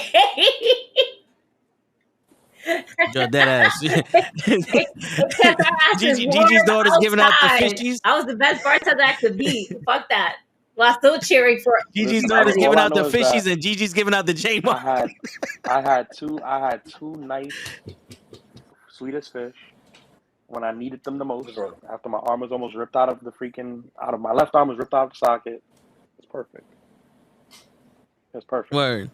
Shit, and everybody knows the hardest drink out there is Coca-Cola on the rocks. I pulled out the abuelo chancla that night. Word. The old school abuelos. Where I saw that. The abuelo ones. The abuelo ones is crazy, bro. That is crazy. Word. Yo, what? Honestly, that's a great merch idea, bro. You're on to something. Listen, it's the shit that niggas got from the campo, yo. That's it. Is what them niggas wore when they went to campo. Doña Julia's, y'all gonna be jealous. Oh my god. Bring out Doña Julia's and just go to town on people. Watch. Yo. Yeah, so Doña Julia's dropping this summer. I can see it. So boujii, you heard what we suggested for you to do when you win that briefcase. What are you thinking about doing when you win the briefcase? Honestly, man, like I said earlier, it's a lot of power with that briefcase. And of course, you know, the boujii thing to do, everyone's going to expect me to want to cash in right then in that moment, whether it's on Ken or NuKKle, or whether it's on Ben or his opponent, PJ. And, you know, that's something I definitely could do, but I feel like maybe they might expect that. Maybe they want that. Maybe they want me to put them out of their misery. Maybe if we do come up with a new champion on either side, maybe they can't carry the ball like that. So maybe they want boujii to come out there and cash in on them. Or maybe the current champions, they retain and they're like, yo, I can't do this no more. The deck is too stacked against me. I don't know if I could keep putting out these great matches. Maybe boujii can come save me. It could be something like that. Or I could just hold on and just make Nick and Alex feel miserable, knowing that every single show from this point on, right, for the next year, they cannot control what I do. The power is in the briefcase. I can go out there for any match with the championship and challenge it. Hell, maybe even after Shayla drops the baby, I give her the briefcase and she wins the women's championship. Maybe we do something like that. Who knows? Who knows? Yeah, Joe. Bro, it's so much power with that briefcase, and it's like, I gotta ask myself, you know, like I said, I'll throw out the ifs and also throw out the win. That is in my possession. I have to really sit there and think about what I want to do, when I want to call my shot. Because listen, I'm guaranteeing I'm not ever going to be like, hey, I'm cashing in next show. I'm never doing that. That's one thing I'm never gonna do. You will not hear that from me. But you really just never know, man. So I played a couple scenarios in my head. Matt, the suggestion you had, of course, that I feel like that was the instant gratification, you know, sticking it to them, taking their title, you know. But I think leaving them on eggshells, you know, having them on hots, not knowing what's gonna happen, I kind of like that. I kind of like that, you know. Every time they get proud of themselves because they put a good match together, there you go with the briefcase. Like, that's it. Listen, after every championship match or doing championship match, I might just play my theme song and don't even come out. Ooh, okay. Watch everybody's head just snap. You know? Just like, oh God, wow. Like, nah. You never know, Word. man. Just, I don't know. I'm thinking. And he win the Y'all know something with that he one. win the Hey, briefcase all year. Everything gonna be bougie. listen, man. Every title defense gonna be bougie. Makes sense. I'm saying, man, this is and you know, like I said in the promo, where it's like the reason why I want to stick it to him because you know I got my young one on the way, and there's gonna be people just like Alex and Nick that's gonna come. These gonna come across in his life.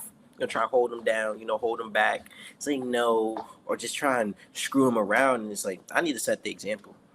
So Word. that's why I'm going into this, you know, with the motivation to win. And then, like I said, we got that bottle that's waiting too. We got that. So it's like I'm stacked right now. You know, I feel like Thanos in a way. You know, when he got like the first stone, then the second stone. You know what I mean? It's like, Yep. oh, hold on, I'm almost there. I get that briefcase, I'm there. It's the time stone. That's the whole gauntlet right there. No, the briefcase is the whole gauntlet. Basically, because everything within Because that at the snap of your briefcase. fingers, you can take That's it. it, bro. You can take whatever you want at the snap of your fingers. Yeah, Yeah, but I see it. it's on your time, bougie, not on their time. Hey man, that's the best part. That's the best part about it. In fact, one of your favorite wrestlers did it that way too. To cash in his money in the bank. I'm now you gotta think about it. I'm waiting for you to say John Cena because I'm about to spaz out. Because everybody likes to talk shit about it. No. John Cena has never done a money in the bank. No, he lost it. I'm talking about your boy The Miz. Oh yeah, he did that shit twice. He cashed in on the right moment. Yep. Beautiful. On the right person. Beautiful. And then he ended up going to WrestleMania to face off against Cena. He went to WrestleMania with the Hate Me Now, with the best John promo Cena. ever done in wrestling, I feel. The Hate Me Now vignette was like the best one leading into that WrestleMania match. Right. Perfect song. Because just perfect. And he cashed in at the right moment on Randy. I'll never forget that day because that was top 2 in cash-ins for me. And Boujii about to top that. What you saying? Because my number 1 cash-in was Rollins at WrestleMania. Yo, after having a hell of a match against Randy, Orton, yeah. He came out at the main event and took that title. And it was the first time it was ever cashed in at a WrestleMania. Nope. Only time it was cashed in at WrestleMania. Has anyone ever No, I don't think anyone's ever cashed in right after they won the briefcase either. Yeah, Liv Morgan. I'm talking about at Invictus. Oh. No, Invictus, no. Okay, that's more to think about. Word. That's more to think about. Mm-hmm. No, I was getting ready too. I was actually on YouTube earlier watching. Again, everything is in your hands if you win that. No, yeah, of course, and to the point I was. You're saying when, I'm saying if, but at the same time. Listen, man. You know, I try not to be. You know, I'm at times superstitious. You know, when things are going so good, you saying yeah, but then again, you gotta speak it into manifestation. You know, so of course you gotta manifest. You know, it's a fine line. It's a fine line between the two. But earlier I was watching all successful Money in the Bank cash-ins, and I was also watching best Money in the Bank cash-ins. You know, so I'm just looking like, good way to study. You know, just looking at how to approach it because do I hit my music? Does my music hit and everyone knows, oh shit, Boujii's coming? Or do I just pop out? At any given moment after that briefcase is in my possession. I'm trying to think of which is one of the better Money in the Banks you should watch. That's what I'm saying. That Jarett probably has already watched. There was one at WrestleMania. The one where Punk won it. Punk, yes. Punk had 2 that were very nice. But the WrestleMania one was actually one of the bigger ones when he won. True. And that was actually, that match had him, I believe Shelton Benjamin was in that one too, as the gold standard. Who else? Actually, I know. Yeah, There's a few that other match people was in that one. hard. That one was in That one was in Miami, if I'm not mistaken. Might have been. Oh yeah, The WrestleMania Ric Flair. I think that's the Mania Ric Flair retired. Was that Miami? I know it's definitely Florida. It's definitely Florida, I believe. It was Florida. It was when Ric Flair retired. Okay. And it was Edge versus Undertaker that night. Yo, now I'm not the best reader in the world, but I have a feeling that maybe Jay Boujii could be like, I want both titles. Challenge both champions at the same time if they're in the ring together. Listen, because you know what I'm saying. Look, man, if there's a situation where, oh my God, if there's a situation where both champions are in the ring at the same time, and I am the briefcase holder, why not? You know what I'm saying? Why not, right? Word. That'll be a hell of a triple threat match if it's the people that, It's a variety, man. There's so many different ways it can go. What's up? You have a point there. But now you gotta ask yourself, are you boujii 2 belts or 2 belts boujii? Wow. You're asking a hard. Yo, you are a great journalist, man. You are out here asking the tough questions. Yeah. I love it. Yeah. I ask the questions no one has the balls to ask. Of course not. Of course. They're cowards. They're cowards out here. That's right. And Matt knows. I ask anybody anything. Shit. Somebody asked me if I was Ron Jeremy in high school. Is when I had my long hair. Security guard, dead ass. He was like, yo, bro, you Ron Jeremy's cousin or something? I was like, for real? Nah. Dead ass? Yeah. And he dead ass, he was like, wait, how the fuck you know about Ron Jeremy? I said, bro, I'm not as young as I look. And it's funny because the security guard that asked him that question looks like a really coked up Mark Anthony. Oh. Yeah. Damn. And shorter. Yes. Yeah. I remember that security guard. He was an asshole. Yeah. I remember my hair slicked back his ass. Fucking. We had a softball tournament, and it was staff versus the team, and the team put me on their squad to go against the staff, and he was talking hella shit, and I was at bat, and I smacked it. He was playing center. I smacked it to center. He tried to dive for it and ate turf. Oh. And the ball bounced off the center of his back. He dove too soon, and the ball bounced off the center of his back and rolled to the back.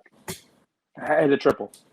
And that was a lot faster back in high school. That motherfucker wanted to say he was a black belt. That was years ago. No, I was what? Gymnastics, volleyball, flag football, intramural softball. I was all around. You want to come here? Watch out.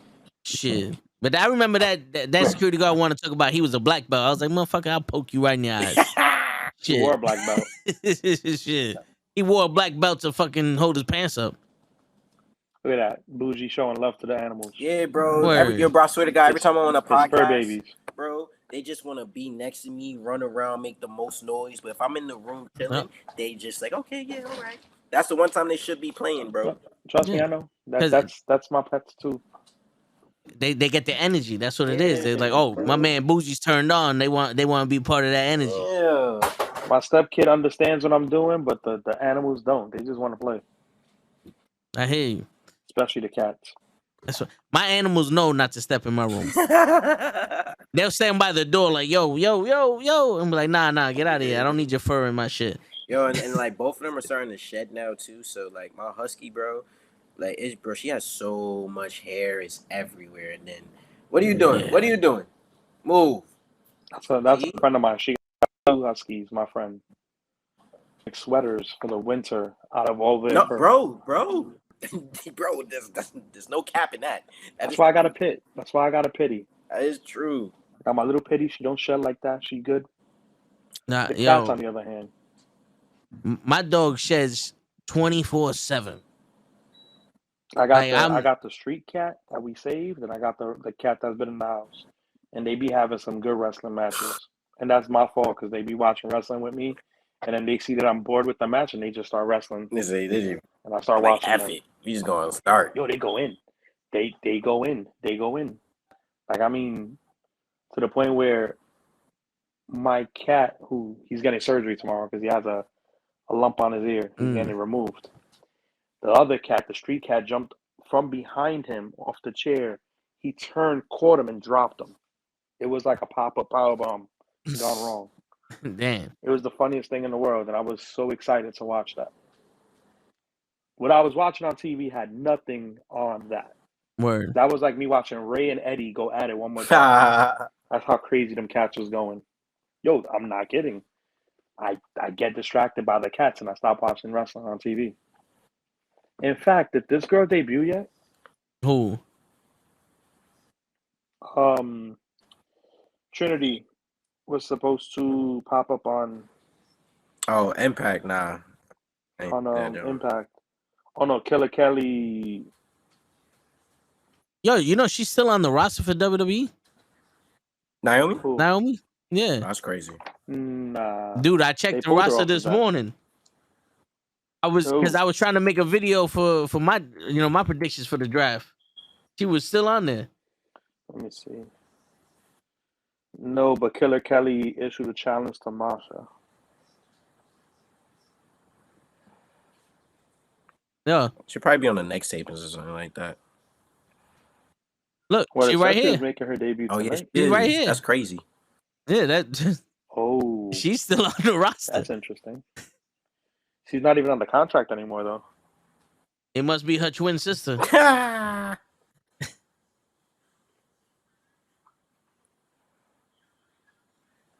Unless they're pulling the fool on us. Oh, I didn't notice that Kylan King was signed to Impact. Yeah. Didn't know that. You see, like I just gotta catch up on my Impact.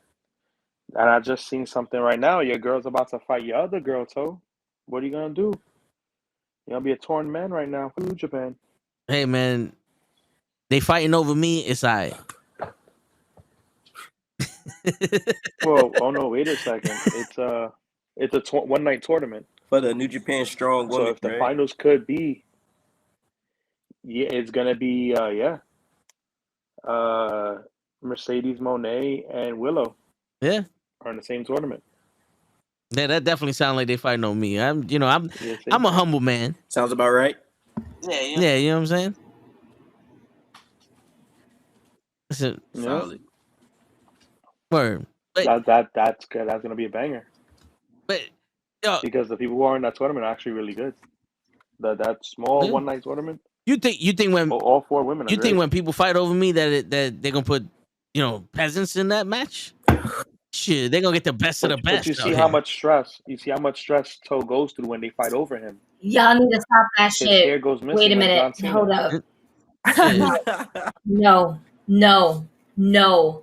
Unacceptable. Unfucking acceptable. Toe, stop your shit. No, fuck you. Stop your shit. All right. I am your friend. It ain't my shit. I am your friend. They are not fighting over you. I didn't say nothing. You need to Did stop. you hear me say you something? hit your head too goddamn hard with that fucking cinder block earlier today. This is what was told to me. These bitches is not, and I say bitches in the most respectable way. These bitches is not fighting over your ass, all right? How about that best of the Super Juniors? See, there you go. See, is look. that? Oh, man. Best of the Super Juniors, 30. Our boy Mike Bailey's in it. Speedball. Okay. Leo Rush. Who else? Isn't Leo Rush gonna retire soon? Stop your shit. Wow. Dude, it's every 3 months he retires. Listen. Word. Am I wrong? Wrong? My man went to Japan. He retired afterwards, and he came back. He said he was hurt, retired again. He retires 14 times a year. Did you not see what happened to him in he got yeah, but fucked up, man. Yo, listen. I'm an whole thing got split. I'm an investigative journalist. I know when he's gonna retire. Great. Respect the crap. Thank you. I always have to apologize for these. And one of the first times he retired, it was for mental health reasons. So keep that in mind. Shit, mental health. Some people just need some time off. I think what bothers the fans the most is his verbiage to it. The word retired. Because he has used that word multiple times. If he's just said, I'm just taking time off as opposed to retire, I think that's why fans feel the way they do. It's just all the is using the correct verbiage and all. You know? It's not like I think I'm going to go back and watch all the best of the Super Juniors. He's great, though. There's I'm not taking anything away from that. I completely forgot about some of those matches. What matches do they have? In fact, a lot of the matches, the classic Super Juniors, the old school ones, you have Black Tiger versus Pegasus Kid, Black Tiger versus Pegasus Kid versus Lionheart, Black Tiger versus Lionheart, Juice and Thunder Liger versus Lionheart. Black Tiger Mask. Again, the people I'm mentioning are people who are my favorite wrestlers from that era. So, and if you know who I'm talking about, you know exactly who these wrestlers are. Yeah, he said that. But yeah, a lot of the Super Junior matches are on New Japan World, and you can actually find them on Daily Motion. Okay. But if you want to go back and look at what the best of the Super Juniors, like put it like this, Finn Balor has won it as Prince Devitt. He was a Super Junior winner. Low Key was in that same tournament, and they had a killer match. You have people like Ricochet who won it. Crazy matches. Will Ospreay. It's a lot of lineage. It's so much lineage in when they have this Super Junior stuff. When are the years? It's usually, let me see. It's coming up actually. So what I'm hearing is that next year around this time, Jay Boujii, Matt Awesome, and Jarett Diaz are gonna be in the Super Juniors. Yo, it's funny, bro. I'm not in there. I'm not in that weight class. I would love to be in there, but bro. okay. I really would. Like, I've been lately. Like, I want to go to Japan, bro. Like, I want to go over there and just get and like indulge in that culture and stuff. And like, Block that would B be is actually dope pretty though, stacked. just to like kind of go there and just experience that. Nah, yeah, like all jokes aside, like the stuff that Mercedes is doing, like she's opening doors for like a lot of us. Like, listen, she has a faction. She's starting up a faction over there. Yo, you know, to be honest with you, she's kind of doing what Cody did. Yes, in a way, very similar. But for the women's division, absolutely. That's why I was like kind of like a little upset when people were kind of articulate the fact that she lost the title so quickly. She is technically doing what Flair did back in the territories. He went over there, held it for a little while, let it go for the person that was there, and then she's just she can't be away from me for that long. With a little bit of every other promotion. You know who kind of did that too? Bruiser Brody did that. Yeah. To the point where Inoki actually loved Brody so much, and he went out to Japan and wrestled. Yeah, but you know, Mercedes can't stay away from me for that long. That's why she decided to drop the title. She don't even know you exist, bro. Stop the shit. She knows I exist. Block A is. She knows I exist. She blocked so many of my emails. She knows I exist. Leo. Hiromu. Mike Bailey Show. TJP Ishimura. Yo, that block is crazy. By the way, I think I made a mistake because we got boujii 2 belts right now. So if you win 2 more belts, you're gonna be boujii quad belts. Yeah, I'm gonna be boujii too many damn belts because that shit gonna be heavy. Because you the tri-state champion. Wait, hold on. Let me do my research. The tri-state champion and the cruiserweight champion up in SWF, right? Yep, facts. I seen them posts. That's why his back hurts so much. He's winning all these titles, man. He got these companies on his back, man. That's why his back hurts so much. But you know what? He's still gonna continue. Because tomorrow, the man is climbing to the tippity top. Oh yeah. That's it. That's the briefcase. Right. And Diaz, we gonna be there for you too, man. We just gonna cheer for all because we all love you guys overall. Yeah, but you know what it is? You know what it is? Diaz is gonna be about a quarter short. Because they raised the prices of those Arizonas, he's about to be a quarter short. I thought it was you going to say because of his hair. He cut a little bit of his hair, so he going to cut him short. That was perfect. You can't be mad at him. That was great, bro. But that was good, bro. No shit. I don't always know what I'm going to say, but sometimes it comes out good. You know? It's slap. Shit. Well, with that being said... Wow. You know what? I'm just saying, you know what? If I'm not delusional by the time I get to my crib, because the turnaround that I have to do to get to my crib, to get my kid, to get ready for Toe to pick me up, where he gonna be sitting outside in the car for about a half an hour to 40 minutes anyway. Word. Word. I'm gonna try my best to make sure. Oh yeah. Oh yeah. We gotta get that shit signed. Yeah, there we go. Matter of fact, if it get too crazy in the ladder match, I'm gonna need you to throw that to me because I got a couple extra bullets here, I believe too. Listen, I mean, I'm gonna light it up. There you go. Sorry, I am so sorry, Matt, but Jarett, if you're watching sorry. this, go wifey's I home. apologize in advance. Grandpa I always do this. I apologize in the advance. abuelo ones, pick up the abuelo ones. I don't apologize in advance. I apologize during the event. I apologize, but you know, it's just Yeah. Damn. Love that. There we go. Hey man. Listen, I'm gonna let y'all go because I gotta go and do some family. Hey man, listen, it was Alright. a pleasure having you, bro. But listen, you're part of Grow Gang, so I guess I gotta be cordial. Fair enough. But at the end of the day, you know, good luck tomorrow. Thank you.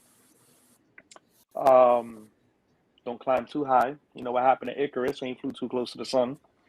I like this guy. This guy, man, I tell you. And yeah, tomorrow Invictus. Don't be too surprised if you see me. Possibly. Who knows? I hope you're there. I so hope there's a way. Word. Your family business. If you hear my You music, do your thing, Word. man. And then come on down. Yep. And then you can watch me at the top of that ladder while your boy came up just a quarter short. Just a quarter. Yep. just a quarter. Just a quarter. Just a quarter. As always. anyways, but y'all be safe. Yeah. Have fun tomorrow. GG Toe, scream for me because I'm not gonna be there. Hey Definitely. man. Hey, But you never know. yo, I and might you go owe me about live. 8 Boujii, be months. safe out there. And as I say to everybody, off the record, off of kayfabe aside, go out there, be safe, and kill it. Sure. That's it. Facts. Go into the match, come back the same way. Word. Word. Word. Get with you, dog. With Yeah. that, be safe. Have a good night, y'all. Gigi, don't get too crazy tomorrow. I'll just be Oh, loud. we can't. Yo, I'll just she talking about she got to apologize for me. be... And she over here So screaming. don't forget to Listen. braid your hair for tomorrow too. Yeah, I'm Y'all out you braid your gotta hair be for the tomorrow. littest fan with the candy Y'all put them in girl. All twist. right. It's true. You gotta put them in twist. You gotta twist them Yeah. tomorrow. Word. I did that a couple And times. tell What you Riley wear to for tomorrow? tell Riley to pack her trunk lot just in case Oh, Jarett needs it. She can hand it to him. And some fishies. And some fish. And if Toe acts stupid, you already know. Shit. All right, later, All y'all. All right, bro. Hi. Laters. Wow. Later. Shit. And yet the last man standing, the winner of tomorrow's Clout for Clout briefcase, the future HeDD Grand Champion or social media champion, Mr. PWI 45, top 500 wrestler in the world, the King of New York, the God figure, and Toe's right hand man. That's right. Baby. That's right. I fucking love it.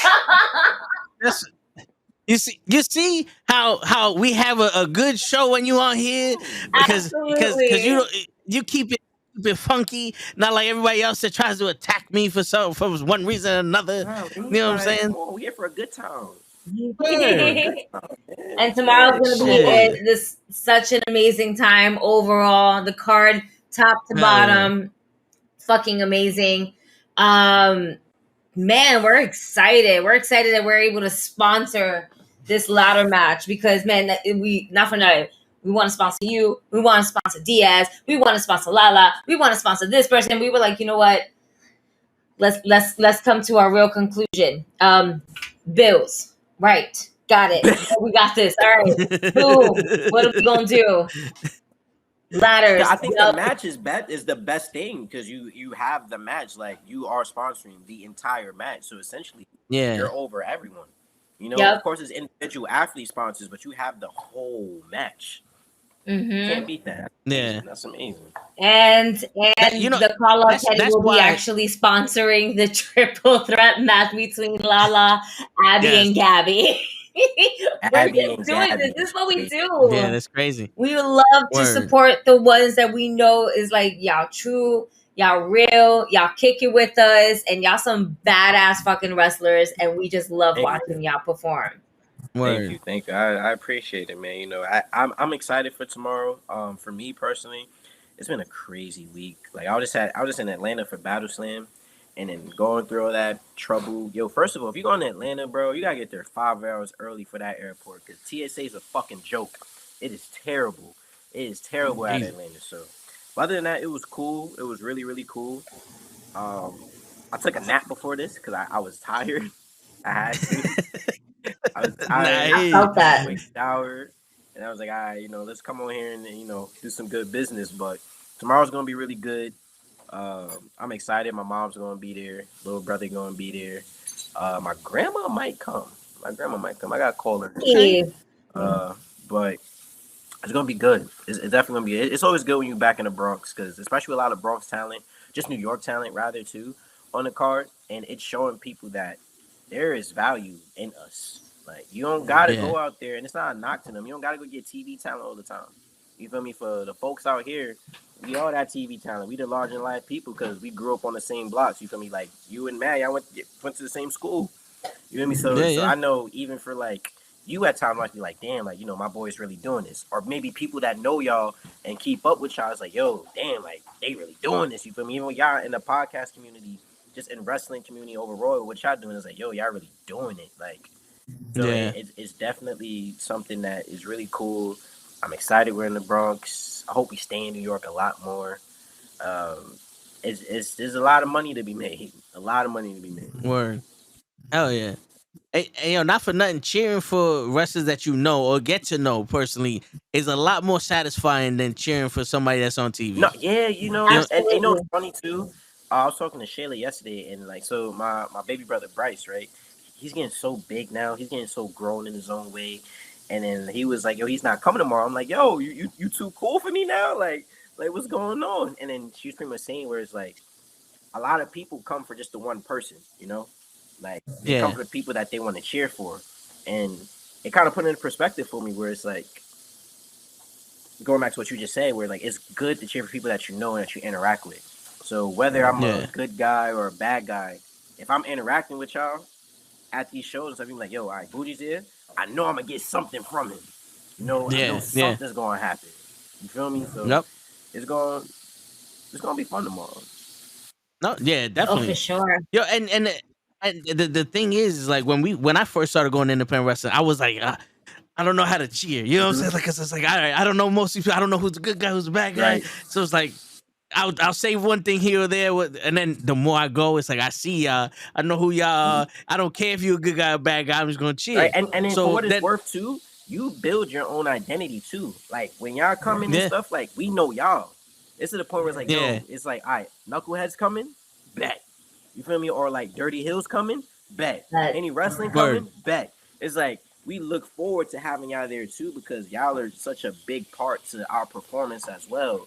Because I always tell people, the wrestling's the easy part. That's the easy part, bro. Like that ain't about nothing. It's everything outside of that. You feel me? It's like for the fact that y'all want to sponsor the match, can we get y'all to care enough to sponsor a match? You feel me? Or care enough to even come out? You coming out, paying the ticket, and you sponsoring? That's a win. Yeah. It's a win. No, definitely. Shit, like, and we supply the snacks. And Dorito Lays. You feel me?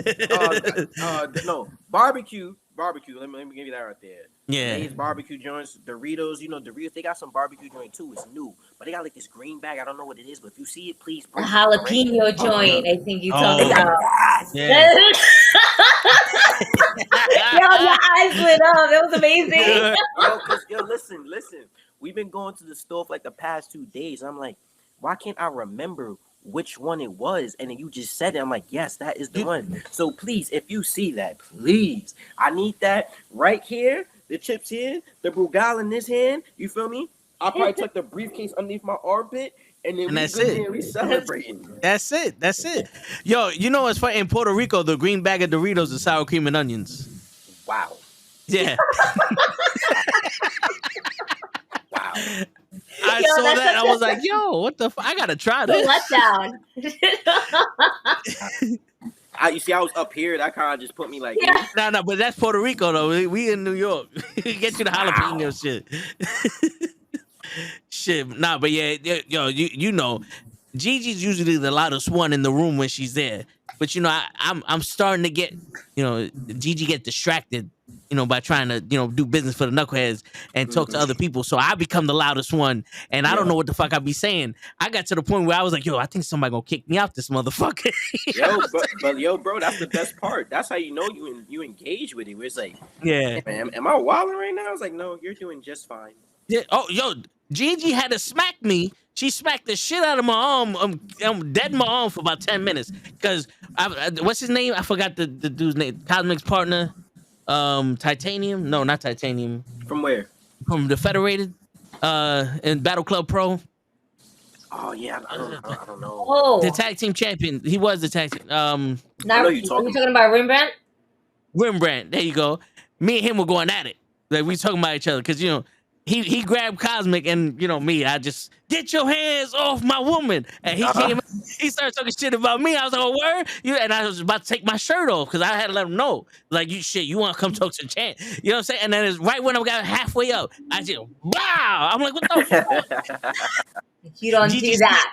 You don't do that here. I was Put your shirt back down. I didn't let him do it. Teddy. It would have been great. No. That's a lot of hair. That's a lot of hair. Yo, listen, man. No, thank you. There was children in the audience. I had to make sure I was looking out for the kids. All right. Shit, you know what? Then you know I can't do it tonight. It doesn't matter how many times I allow them to curse him out. Because I let them curse him out. The kids got away with everything with me, and I'm okay with that. Fuck you, Toe. That's them. They be like, "Fuck you, Toe." I'm like, "Whatever the fuck I'm doing." What I do? Word. What? I can't do it tomorrow, but the next show I'm gonna shave. And then I'm gonna go there and just whoop. That's it. Yeah. Stop. We got time. Word. Stop. Word. No. You gonna see all the striations and shit, the cuts in the motherfucker right there. Nah. I don't think you would. I used to shave. It just takes so goddamn long. You know, you think when the dog shedding you make a sweater, I can make another whole person with all the hair, the body hair I got on me. Yo. And then you wonder why I slapped you. Yeah. Yes, I am wondering why. Yeah. I am wondering why, yo, shit. Flavor saver all around. Nah. No. Hey, listen. No. It's no. That's no. And that's where we end the subject. No, listen. Let me ask you, boujii. Yeah. What title? Let's just put it out there in the universe. You get the briefcase. Because God knows we love a good story, and man, it would be. And I'm not trying to shit on the promoter because I love you guys. I will love to come back to you guys and always try to promote. But, you know, Alex last time at Invictus had to count that 3 count for you. He did. You know, I was watching that earlier too. I mean, why wouldn't you? Right. On the eve of the night of that briefcase match. Like, ladies and gentlemen, this could be the story of the year for Invictus. If and when, all right, if and when J boujii climbs to the top.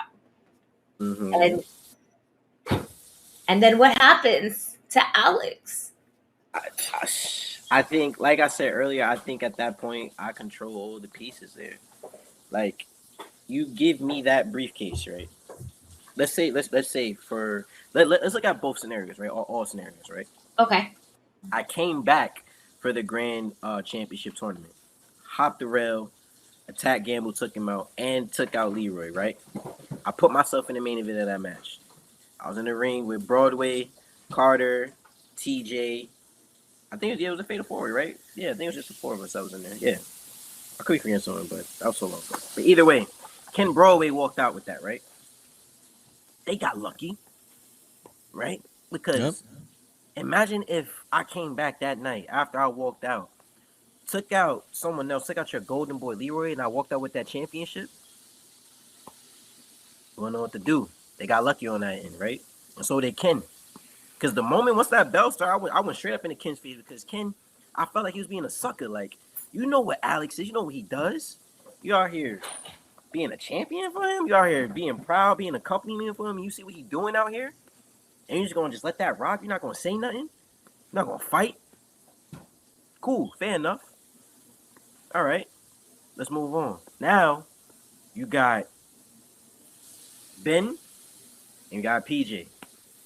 PJ is holding a briefcase that I allowed him to win for the past year. Walking around with it, yelling main event this, main event that. There's no main event without me. You wouldn't be in a main event without me. You wouldn't be coming out in Tim's and wrestling in the Bronx without me. You understand what I'm saying? And this is just for the last year now. Don't get confused. I give the man his credit for everything that he has helped me with in my career. I will never take that away because that's sucker shit. You feel me? I'm true to my story and I'm true to my history. He was out here, he was doing the thing. But when the thing stopped doing what it was supposed to do, we had to go our separate ways, or more so me. So now you got PJ, right? Who Alex loves all of a sudden. That's just like the golden boy. That's the company man, whatever the case may be, right? Let's say he wins. And boujii wins, right? Boujii has a briefcase, right? And now let's say Broadway wins too. Boujii has a briefcase. Your two favorite people are carrying championships in your promotion. And I have all the power to take them out at any moment I so choose. You think Alex gonna be able to breathe? You think you even be able to hear anything? See anything? No, he can't. And that's the beauty of this. And that's the reason why I need to win this tomorrow night. Because I hold everything. I get back everything. Like, I've been saying it for the past few weeks. I'm taking back everything that Invictus took from me. I'm making all the correct decisions that should have been made before. You know what I mean? Righting all the wrong, you know? And I even said in a promo where it came down to NuKKle, like, they got past the Faces ones. Faces ones are two of my favorite people. I love Face. Face is always with me. You see that. I love Jacko too. You know, granted, I hit him with the briefcase. He had to just be the innocent bystander. It is what it is. But I still got love for that man. I want to, but the best for him. So when I see NuKKle in tomorrow night, it's personal still, because it's still my boys. I gotta write that for them. The first incarnation of Takeover and Invictus was me, Jacko, and Face. That boy PJ was on the other side, being a lapdog to another man's creation, to another man's faction, to everyone else's faction but the one that we all started on our own. And people who try to, like, ask me why I did what I did and ask me why I was upset. Well, it's because the man was never fully in. He never was fully in for Takeover. When it came down to Takeover, I put that on my back. I got the t-shirts. I promoted everything. I made sure I did everything we had to do. You feel me? Yeah. Anytime Takeover went in anywhere, it's because PJ was there. It wasn't a Takeover thing. It's like, oh, PJ's here. Okay, well, we'll come through just to show love or some shit like that. You'll never, hey, we want Takeover. Takeover came whenever I got to Invictus, and I called him out on his bullshit. I'm like, you over here jacking everything else you being with sin. This is what you're doing. What about what we talk about on the outside? What about me? What about Jacko? What about Face? What about us? I seen the writing on the wall for the past year, 2 years. My very first match at Invictus, first singles match, was against PJ. And Dennis, who's not around anymore, got involved in that. Who made the save for me? Jacko and Face. Right? They came out there. They was the ones that helped me, not him. What he do? I think he damn near full Nelson Jacko or something. But the three of us stood tall at the end of that. Then this was on the pre-show. You think I deserve to be on some damn pre-show? This is all stuff I had to go through, and people seem to forget this. Like, there is real stuff behind this. This isn't just some wrestling shit. Like, this is legitimate, right? And then when you finally do get Takeover, it's me, Jacko, and Face against Sin in an unsanctioned match, which is PJ, Hawthorne, and Dennis, right? We went out there, we fought, we bled, we did everything. And then that night, who did he still leave with? Sin, right? But you know, it's the moment that I sacrificed and I did something for the greater good because I just believed. I just gave the benefit of a doubt because I seen my friend Philip. I seen Philip. I hate PJ Savage. I hate him. I cannot stand him. He's a piece of shit. Can't stand him at all. Philip, the family man, the one that y'all see, you know, that y'all love, that guy that's out there cutting those baby face ass promos who love to see a fight. That's his kids in the front. I love that man. That is my brother. That's my friend. That's someone that I'll go to war with any day of the week. But PJ Savage can burn in hell.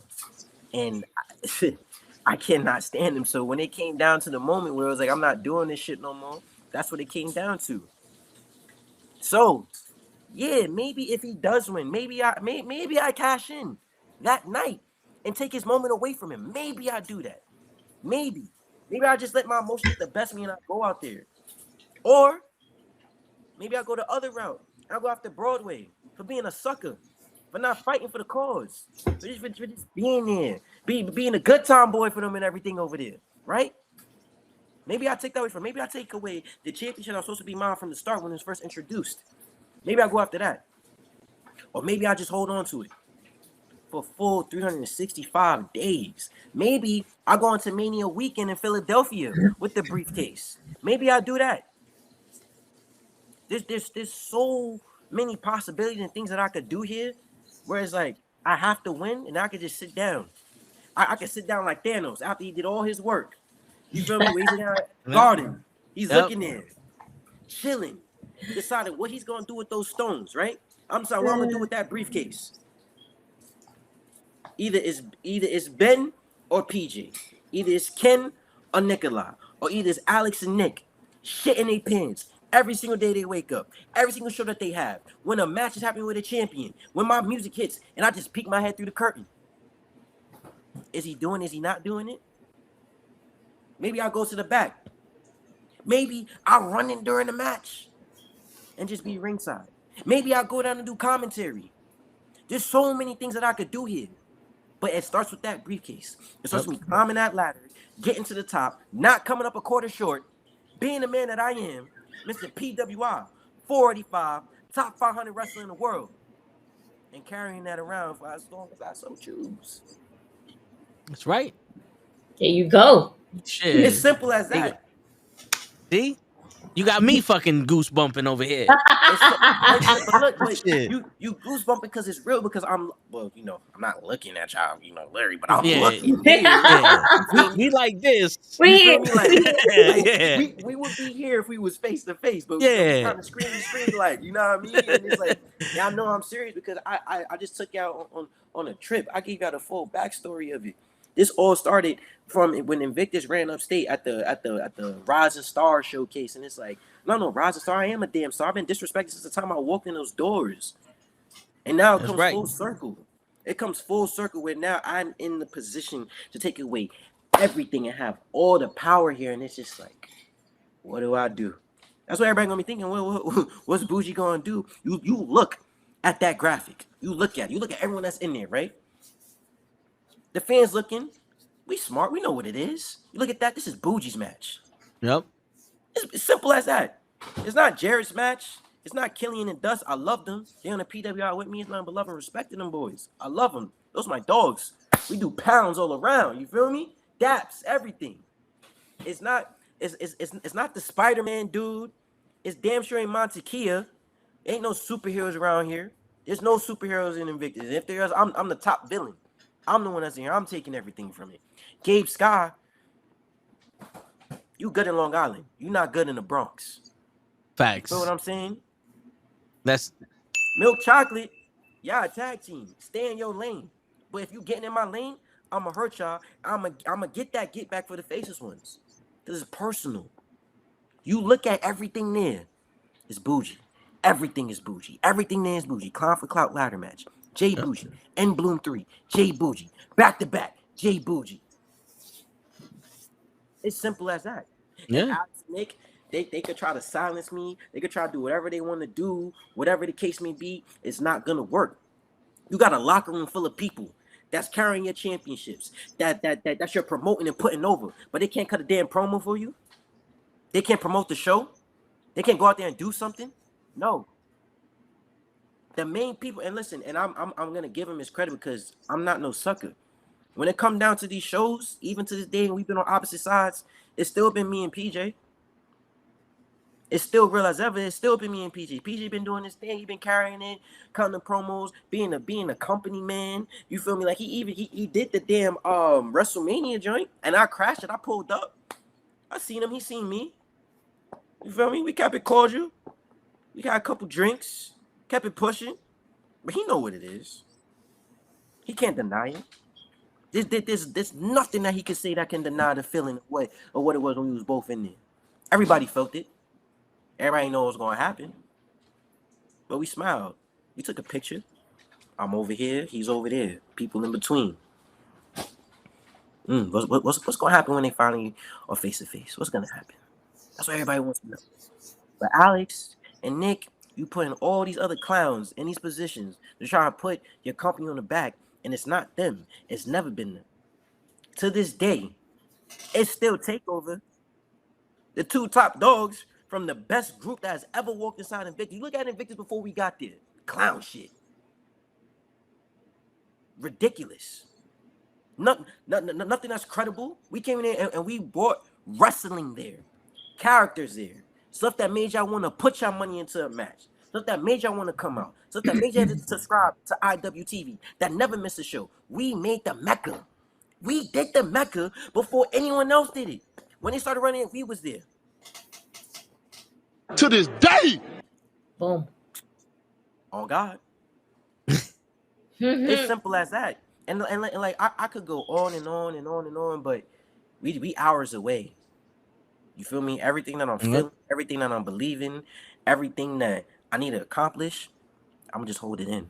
Because when that music hit tomorrow, I walk through that curtain, I look at that ladder, I look at the ring, I look at the briefcase at the top. It's different. It's different. Because in a way, I got everything to lose. I fought too hard to get here. Fought way too hard. And if I do not win, I lose. That briefcase is everything. Not just a loss on the record books, on the Cage Match website, on all that stuff. Nah, it's a loss for me. It's a loss for my kid that's coming.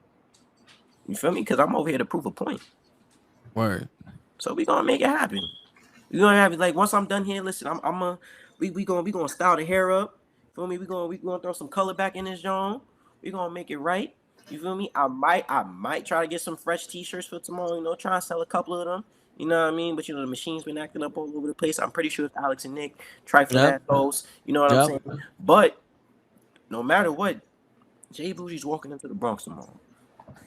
Jay Boujii's walking out with that briefcase, guaranteed. Now, if it's a championship also later on to that night, we don't know. But that briefcase is coming home. Word. Oh yeah. You know what that sound like, Gigi? What? That sound like everything gonna be bougie. Everything gonna be bougie. That's it. Everything bougie. Everything bougie. You know what I'm saying? Oh God. Word. It's gonna be a bougie ass night, bitches. Get ready. Word.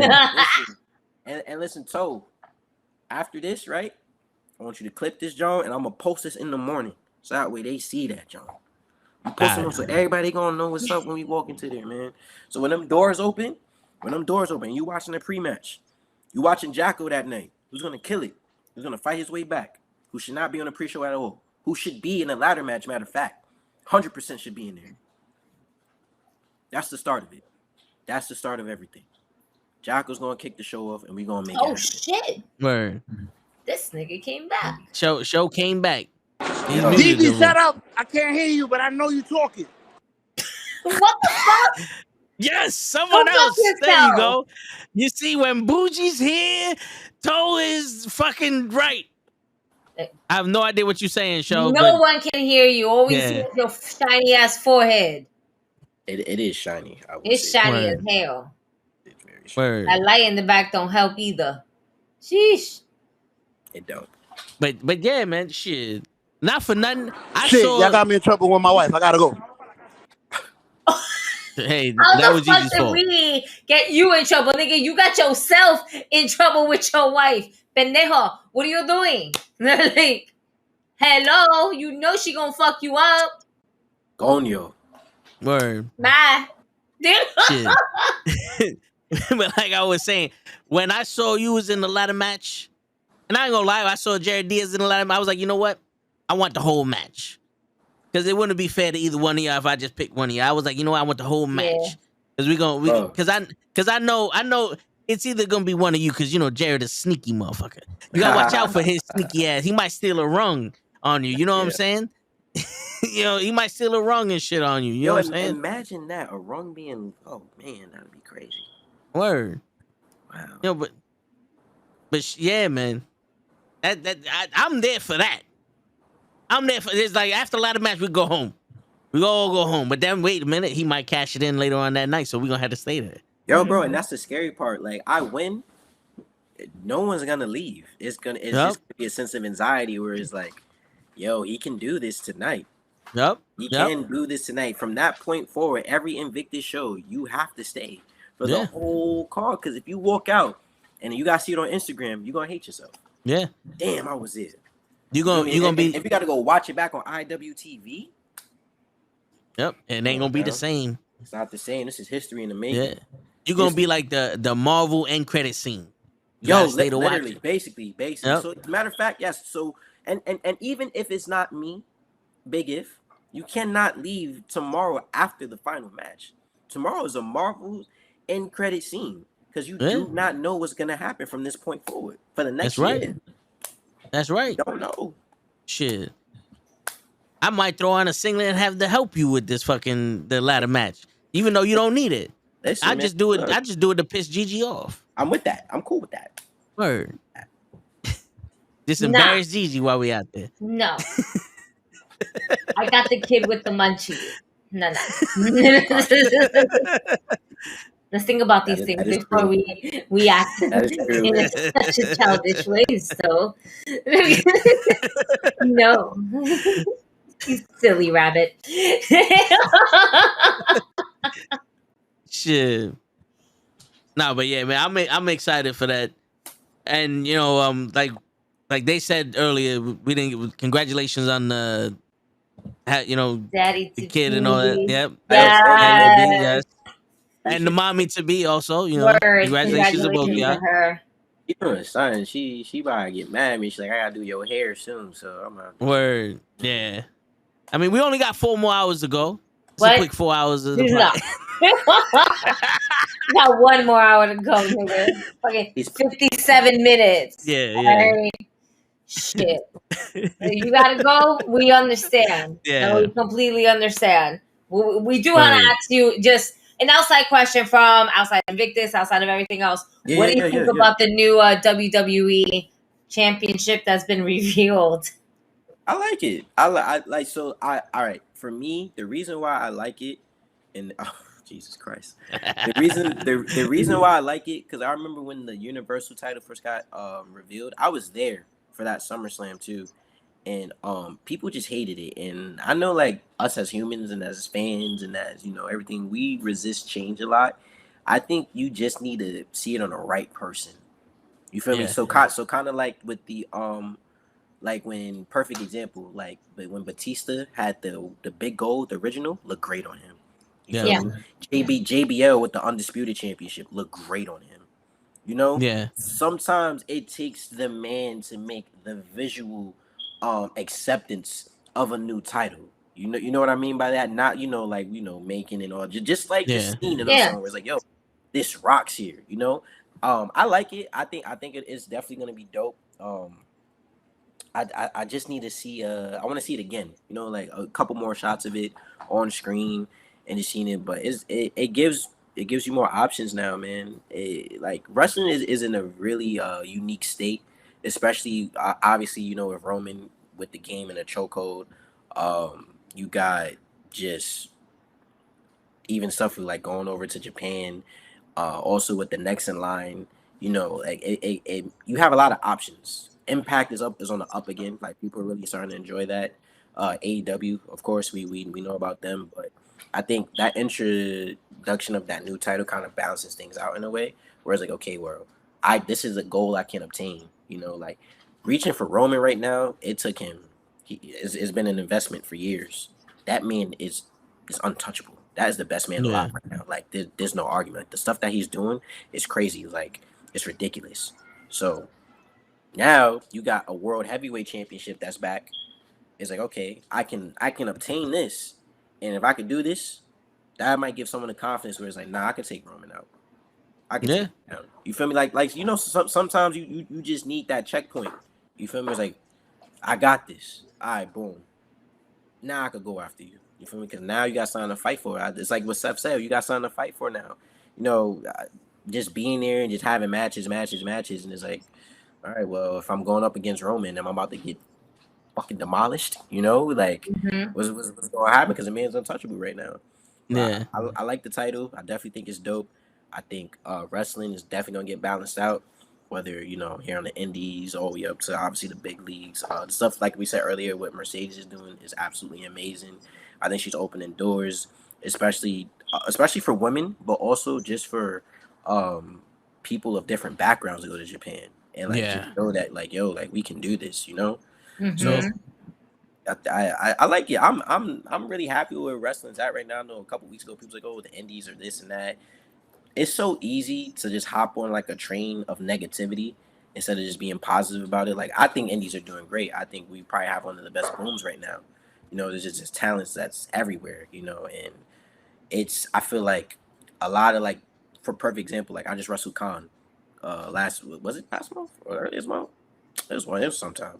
I wrestled Khan, and like, would that have really been able to happen? You know, a guy that magnitude like 5 years ago or so, you know?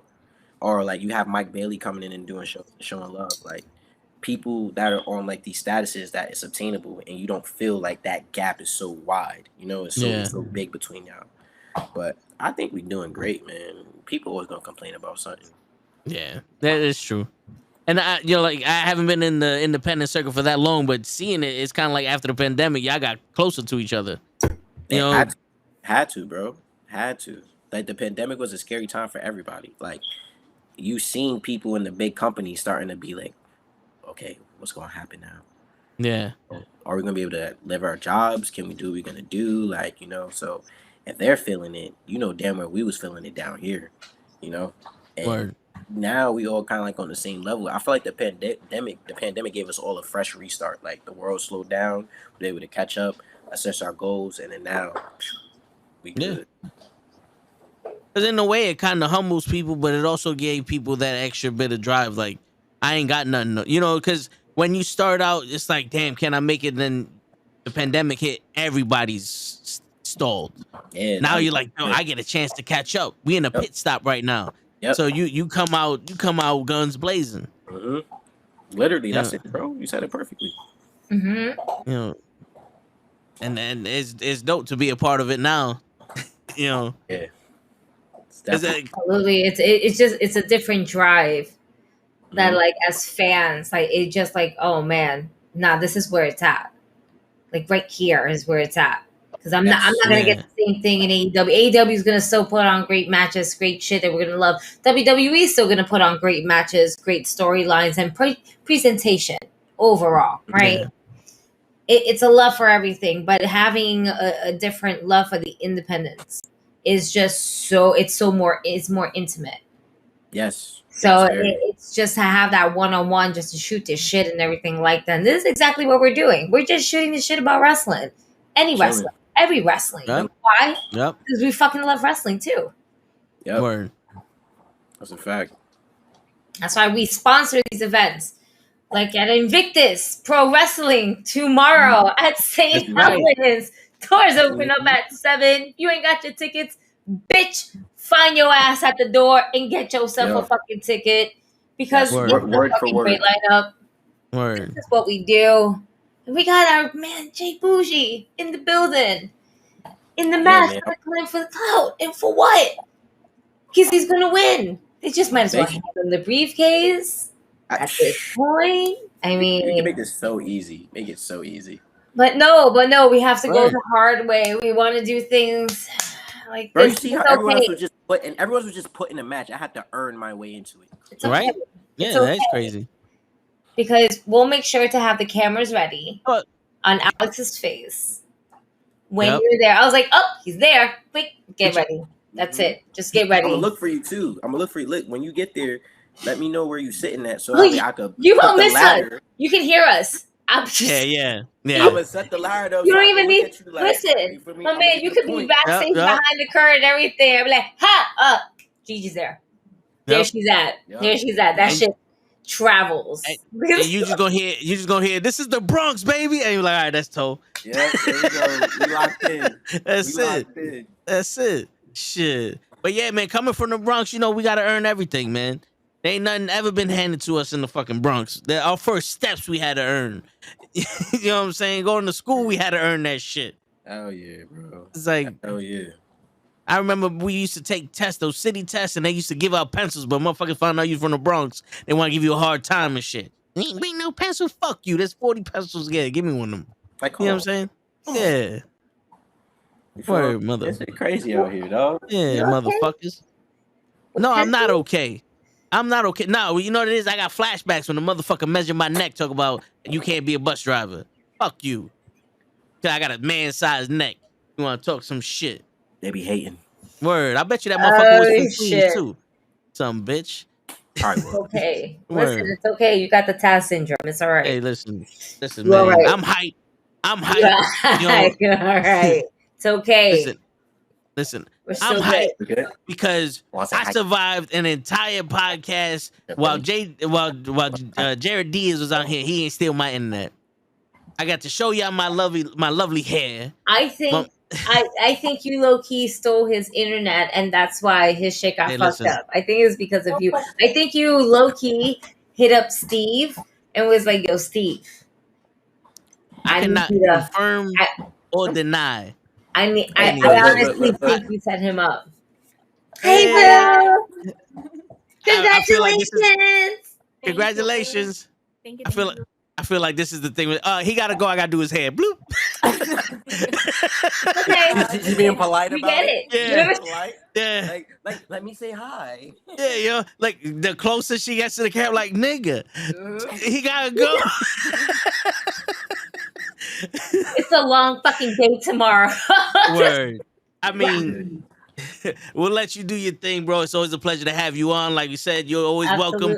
You are the right-hand man. Matter of fact, I'm your right-hand man on this show because everything boujii on this motherfucker when you hear. Hey, look, listen.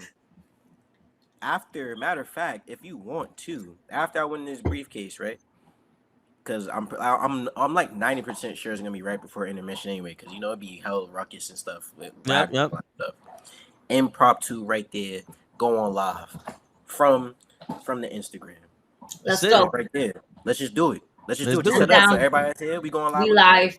That's it. We're gonna go live the minute you win it. He wins. We going live. That's it. Fucking facts.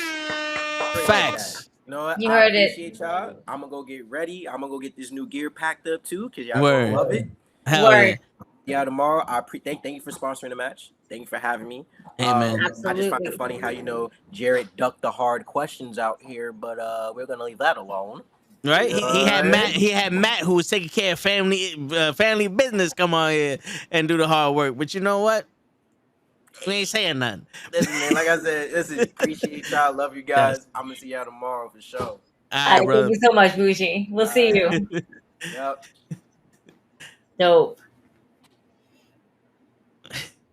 Shit. Very awesome, ladies and gentlemen. Word. That is your future climb for Clout. Briefcase champion, J boujii. That's right. I'm sorry. Listen, Jarett Diaz, I try to defend you so much, but your internet was just not in your favor, and it just did not work out for you, bro. I'm trying hard, and it's difficult because I got love for both of y'all, but damn. But you do look spiffy with that haircut, sir. Yes. You look very I will give him spiffy. that. Yes. He reminded me when I was a young man. A very, very, very young man. Yeah. All right. Shit, but... So I asked J boujii about the title bout. All right, there's a lot of things. All right, we still got at least a good solid 45. 40 something minutes, 45. Right? Yeah. a lot of shit uncovered in WWE. All right. Yes. The lawsuit, a new championship where it's 50-50. All right. You know what? Since we were talking about the championships, let's just continue with that before we hit with that lawsuit, because I think I still got to check some fucking multiple notes that we got from this shit, because it's a lot. Yeah, it's some crazy shit. So when I first saw that title, I was like, yes, they finally gave us something that has some texture to it, that was just more than a fucking WWE logo. Do not get me wrong. That WWE logo they have now, the belt they have now, is a lot better than that spinner title, and it's a lot better than the one that The Rock showed. But when you're talking about a world championship or a heavyweight championship, I'm always gonna go to big gold, or I'm always gonna go to the Attitude Era shit, or even the wingtip. You know what I'm saying? Like, to me, you gotta have the representation of the world on it, or something on there other than your logo. Because Roman, to me, is just the WWE champion. You know what I'm saying? Like, he's not the world champion. He's the WWE champion. So it's like, they got something there. They got the world logo. They got the texture on it. And like Boujii was saying, this title kind of looks like it would fit everybody. Well, he said it, the reason why people feel it's so negative is because they need to see it on it. Then that belt needs to be held by someone that's gonna make it look that damn good, and not like a fucking joke. But like the spinner title didn't look good on everybody. No. Some people were champions, and it was like, nah, this don't look good on you. The belt is it's made for Cena, so it looks like it's Cena's title, and you got Cena's title. Where this one, it looks like Seth Rollins can hold it, Finn Balor can hold it, The Miz can hold it. It's a big gold. It's the WWE's version of big gold right now. It's a combination of a few, and I like it. I know I like it. I know Kenny liked it. I know Lay loves it. Lay fucking hates it, man. You're so negative, dude. How are you so negative, bro? It's something new and it's shiny. It doesn't look like a pile of shit when you actually look at the photos of it. It actually looks really fucking nice. Yeah. But he's seen the photos and he's still not impressed. But not everybody can be winners. All right, but I think he just doesn't like how it looks because he thinks this guy Seth Rollins is gonna hold it. That's what it is. Because if Seth Rollins wins it it's gonna look ugly. That's how it's gonna lose its credibility. Seth Rollins is the one that should wear it. It should not be Cody, because Cody, if anything, right, as a story, Cody, if anything, should eventually beat Roman to really complete the story. Because if you're just gonna put this new title on Cody, it's just like, well, here's your consolation prize. Yeah, exactly. That's how it's gonna be viewed. That's how it's going to be like portrayed in a way. Because it's like, so you couldn't give Cody the W over Roman, but you'll give him this. Yeah. And it's not going to hold that much prestige, where Seth Rollins can actually hold it for a while. And he's going to lose it quickly at the same time. Yeah. I think this title, so here's my thing. I think based off of what Triple H said, I think Cody was supposed to win at Mania, but it was overthrown so Roman can get the 1,000 days. And I think Triple H was a little salty on that, and he's like, yo, this title's going to be defended whenever, wherever, all around the world, no other shit. And that's why he was throwing those jabs at Roman Reigns for being a part-time champion and shit. But also, I think this is going to be the new workhorse title. You know what I'm saying? Like, I think this is going to be defended every pay-per-view, and then Roman's going to come. Roman's going to be the Mayweather. He's going to have one match a year, and there's going to be some big shit, and we're all gonna love it, but then this title's gonna be the reason why we watch the rest of the PL, the premium live events. That's true. And the best person to put this title on is Finn Balor. I I would put it on Rhea Ripley before Finn Balor. Yo, my man Finn Balor got stapled in the fucking middle of want the match. fucking mommy picture. Yeah. Yes. Yeah. Congratulations on that. Thank you. I can't That's wait. a dope fucking picture. I can't fucking wait. Yo, I just saw that shit at the last minute. I'm like, yo, fuck it. Let's see what happens. Beep, beep, beep, beep, beep, beep. Word. I follow rules. I follow everything.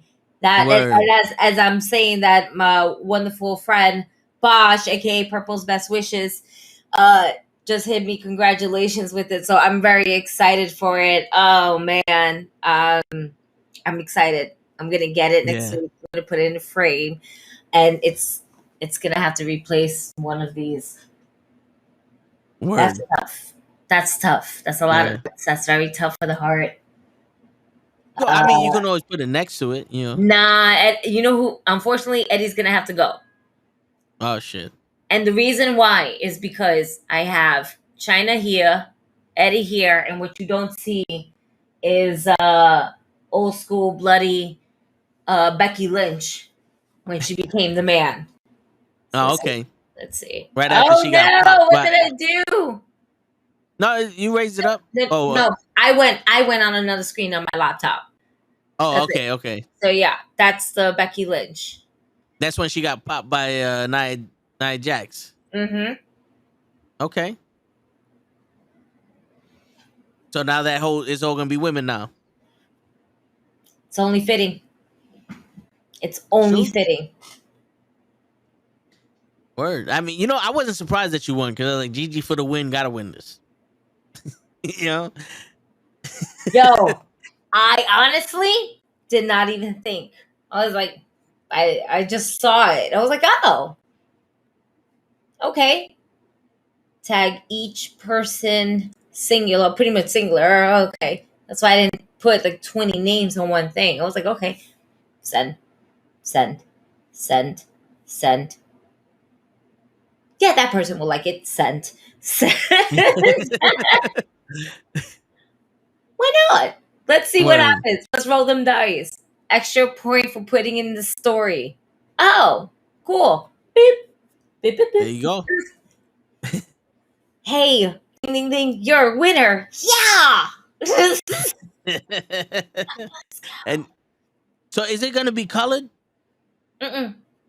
Oh, so it's just the outline. That's fire. The original. That's fire. And I'm like, yo, I love his artwork. Oh my god, I'm terrible at remembering the names, but like I always remember his artwork. It's just so good, man. Hold on, and really quickly, shout out to Dream Match Wrestling, LWO T-shirt. You are Boricua, you got your flag. Dominican, you got your flag. Peru, got your flag. Guatemala, got your flag. Go follow Dream Match Wrestling on Instagram right now and rep your fucking flag. Yo, facts. LWO is for all Latinos. Word. Yo, he put in his stories like, where you from? So I put the Bronx, and he's like, nigga, is that a Spanish country? I said, yeah, pretty much. Like shit. We a different country from America. Hey, shit. yo. All right, there you go. Dream Match Wrestling Instagram is right there in the chats. Don't fuck around with it. Yo, I'm telling you, not for nothing, his shit look more official than WWE shit. The way that he did the Puerto Rican flag on the shirt, like you see the. You actually see the fucking. It's not a square. You actually see the fucking triangle part of the flag. Yeah, it's dope, man. It's not a lazy interpretation of like the red, white, and blue Puerto Rican flag. You know what I'm saying? Yeah. Like you see the triangle, and look, you even got Cuba, and then DR and all this other stuff. You know, it's fucking dope. You got everything. So we would definitely say cop the shirt because if you're Latino, you got to fucking rep. That's it. Right. And granted, LWO definitely started with Eddie, representing like the Mexicano colors and everything like that. But we're all different Latinos. And we're all feel like we're part of the LWO because we felt like we were part of that. Yeah. We were like, fuck it, we'll be Mexican for a day or LWO, bitch. Right? Shit. Don't run. Yo, that was amazing though. I love it. So yeah, Nolan Harris. He's an artist. He's like Nolan, Nolanium. He does amazing artwork of different wrestling, different wrestlers, I should say. He's in one of Superman, fucking Undisputed Era, Ric Flair. There's so much good fucking artwork that he has here. It's insane. So definitely give him a check out. You can follow him in my stories. How you spell him again? Nolanium.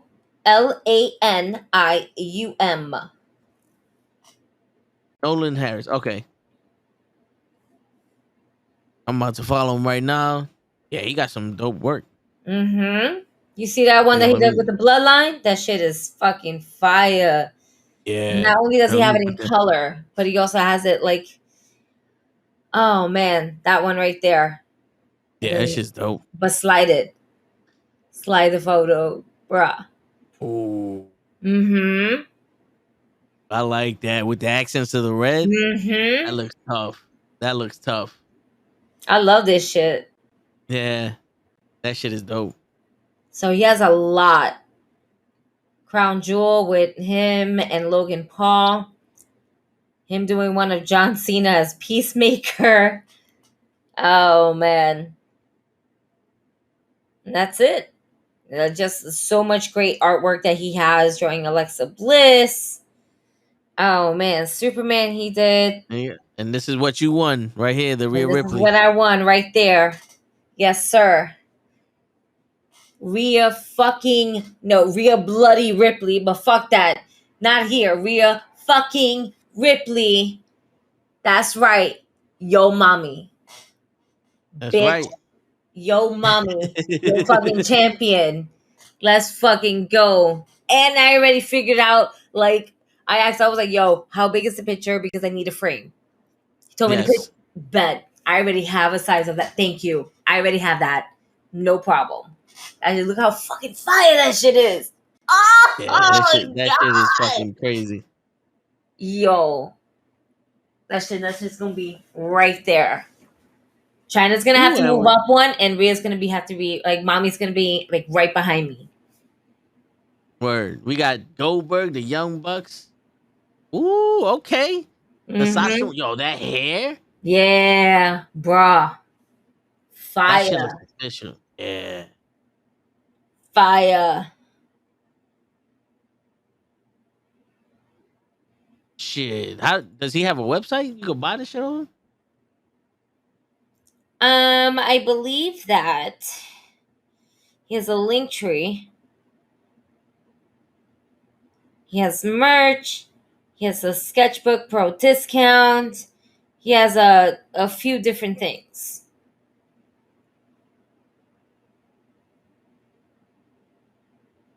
If you go to the merch, there's like a few t-shirts. Yeah, he's selling socks and shit, but not for nothing. That Mercedes one is fire. Mm-hmm. I'm pretty sure that, if asked how much, if it was like for like a commission one,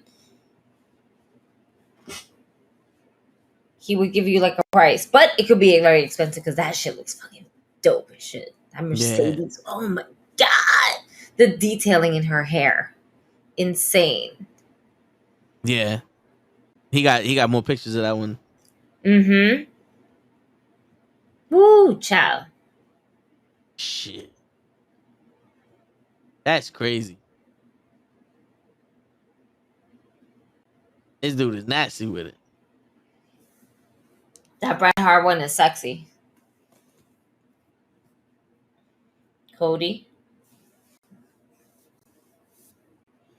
What is it? This is just a work in progress. That's what the new Slammy should look like. Right? Yo, not for That's nothing. the new Slammies, baby. Word. They should look like this. They should look like this. Hey, Oh, this yo. rock. Oh, shit, that's so fire. I love shit like this. Word. That's so fucking cool. Yeah. Oh, man. Dang. Yes. Absolutely. Yes. I'm very excited. It should be shipping out soon. Monday, right? Because we're already at the end of the week. So let's see how fast I get it. And frame that bitch up. Mommy's gonna go right there. You're gonna have to move Eddie. Sorry. But yeah. Word. Yo, my fucking my LWO shirt just shipped. I bought that shit the same day as the We the Ones, the white shirt, April 18th. No, Oh, not like April the 18th. WWE official ones. Yeah, Got I bought you. that shit the same day as the other one, and it just shipped. I haven't even. You know what? I haven't bought those, and I want one, just because it's like their official merch. Yeah. But at the same time, I don't. Because just because. You know what? I'm gonna get it anyway because I'm a collector and I collect T-shirts. And it's WWE's version of it. Then there might not be another time where they actually let out Latino shirts with like our flag colors. Yeah. I mean, not for nothing, having that little blue triangle right there, it would really mean a lot. Right? It really would. Yeah. But they didn't think about that. Yeah, they didn't. Oh man, that's why it makes me want to like not get it. I want to get it because obviously it's the official one, right? Quote and end quote. We can put this away, being like, hey, remember that time WWE did something for the Latinos? Like, right? like Puerto Ricans too? Like, hey, we're here too. And you know what? Zelina Vega versus Rhea Ripley. Ma'am, I know we're in Puerto Rico. Let me speak about this. As much as I would love for Zelina Vega to win, mommy's too hot and too powerful right now. And that fucking breaks my heart because I do not want Zelina Vega to lose in I don't want any Puerto Rican to lose in Puerto Rico. Unless you are from the island, you have not gone anywhere. Obviously, Puerto Rican people versus Puerto Rican people, that y'all true bodies out there. But I'm just talking about someone who is representing the Boricuas from a WWE standpoint. All right, because that's the megastar, right? Yeah. I ain't mad at yo. It breaks my heart that Zelina Vega will not win. Now, if she does win, what an upset. Right? Yeah. But Rhea Ripley will probably win it back the next night. And like, let's not have that happen again. But they wouldn't. That would be kind of pointless. That would be like when Drew McIntyre lost it at SummerSlam just to win it back. It's like, I don't know why. I mean, it would be dope though. It would be dope to see Selena win that shit in Puerto Rico, and then they do like a Triple H shit where they force the ref to turn the decision and shit like that. It is like, think about it. It's like David versus Goliath. Yeah. But with women, because Zelina is tiny little thing. Yo, for real. And Rhea Ripley is a tall bitch. Like, she tall. Word. She tall. Word. She stand fucking eye to eye with niggas like, what? Solo, what's good? Like, Word. Yo, but don't murder her. Don't when kill is her. that? When is that? Like Backlash. May something. So we got like a week, 2 weeks, right? WWE Backlash. May 6th. So that is next Saturday. Jesus.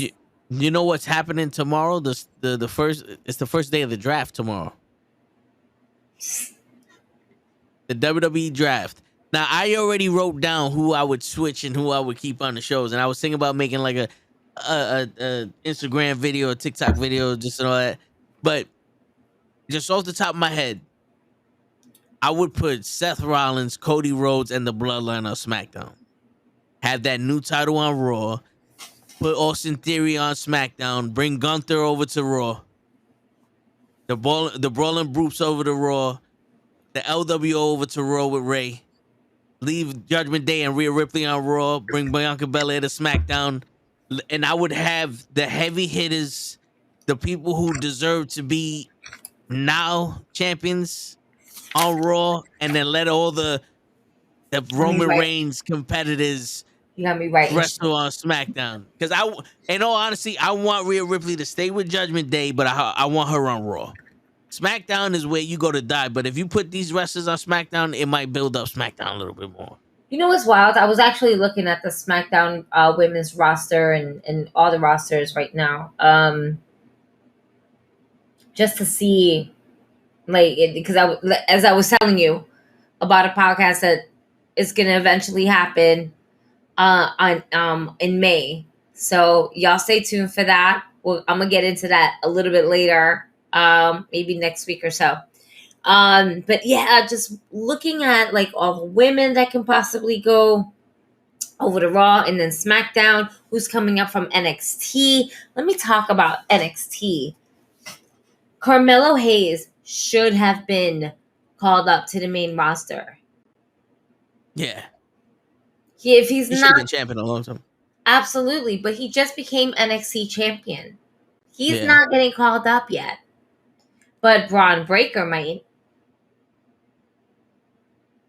Yeah. You know? He could. Roxanne Perez could be called up to the main roster. And I could definitely see her. Do we split the bloodline? I wouldn't. To be honest with you, I wouldn't.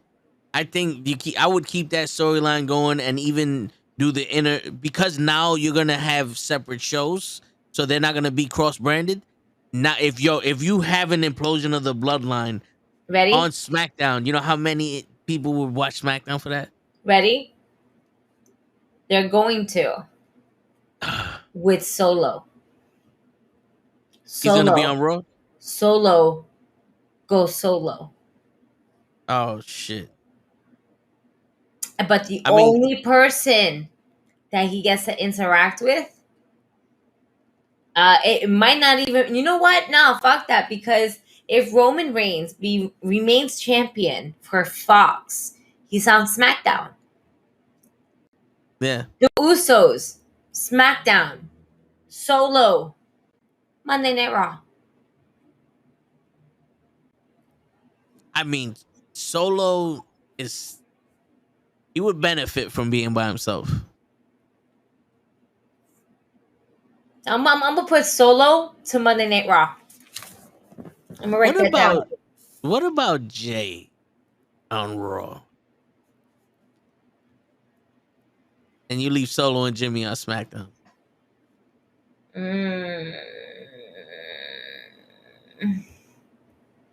I mean, not for nothing, I can see Solo being more of a singles person on his own, like a Umaga type or some shit. But I mean, no, because I don't think they want to risk separating the Usos as a tag team because of them trying to build a tag team division. Right now, it would have been you know what? It would have been possible. I mean, it still can be. Where Jay is running Raw, but you have Seth Rollins. You just have a lot.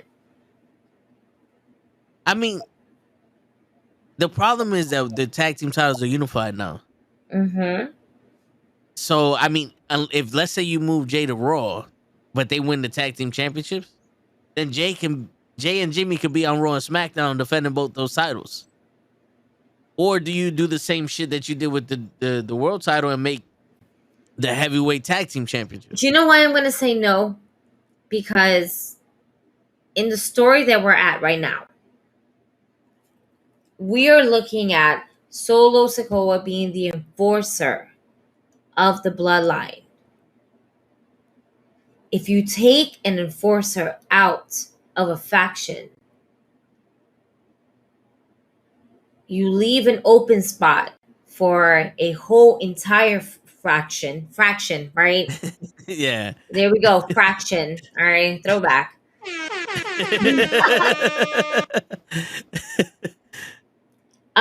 You weaken it. And then this is how we get supposedly Roman getting a break soon, right? We've seen this coming. We've heard it so many times. Roman's gonna get a break. Roman's gonna get a break. Roman's not gonna do a break. This is what he does. But eventually, all good things come to an end. Yeah. And if Vince McMahon is back, if there's one thing we know he loves to do, fuck shit up. Besides that comes naturally to him. Yeah. But if the one thing he loves to do, besides being racist and writing mass shit, which is we're gonna get into in a few, is basically he hates factions. Yeah. He's not a factions guy. It's been reported, it's been said for years and years and years. Yes, he loves Roman. Yes, he loves the Usos. Yes, he loves what Sikoa is doing.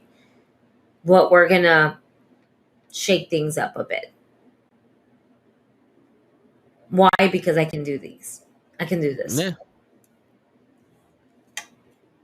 Yeah, because I mean, this is the way Vince thinks. This will get over. It got over. The fans love it. Destroy it now. Yeah. That's why I said when Vince came back, I said before anybody showed up, the WWE is gonna be a bunch of the hottest shit we ever saw 3-4 times a year, and the rest of the year is gonna be them fucking up what we saw. We're gonna get the best things we've ever seen, the most potential on it, and be like, yo, if this shit happens, it'd be dope, and then they're gonna fuck it up. I guarantee that's how it always goes. They'll find someone to make hot and fuck it up. Remember that time?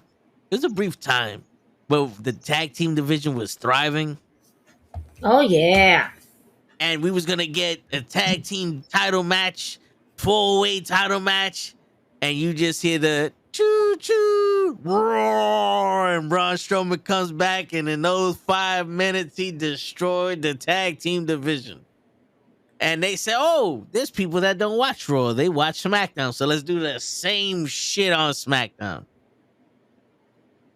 And this is why they had to create a tag team in Sami Zayn and Kevin Owens to beat the Usos. We was living our best lives. The women's division was thriving. The tag team division was thriving. The United States division was thriving. Gunther was getting a role. You know, he was catching a role, defending his Intercontinental title, and they said, no way, no how, sorry. Sorry about your damn luck. That was a test run, and you guys liked it, so it didn't pass. Oh, man. Fucking.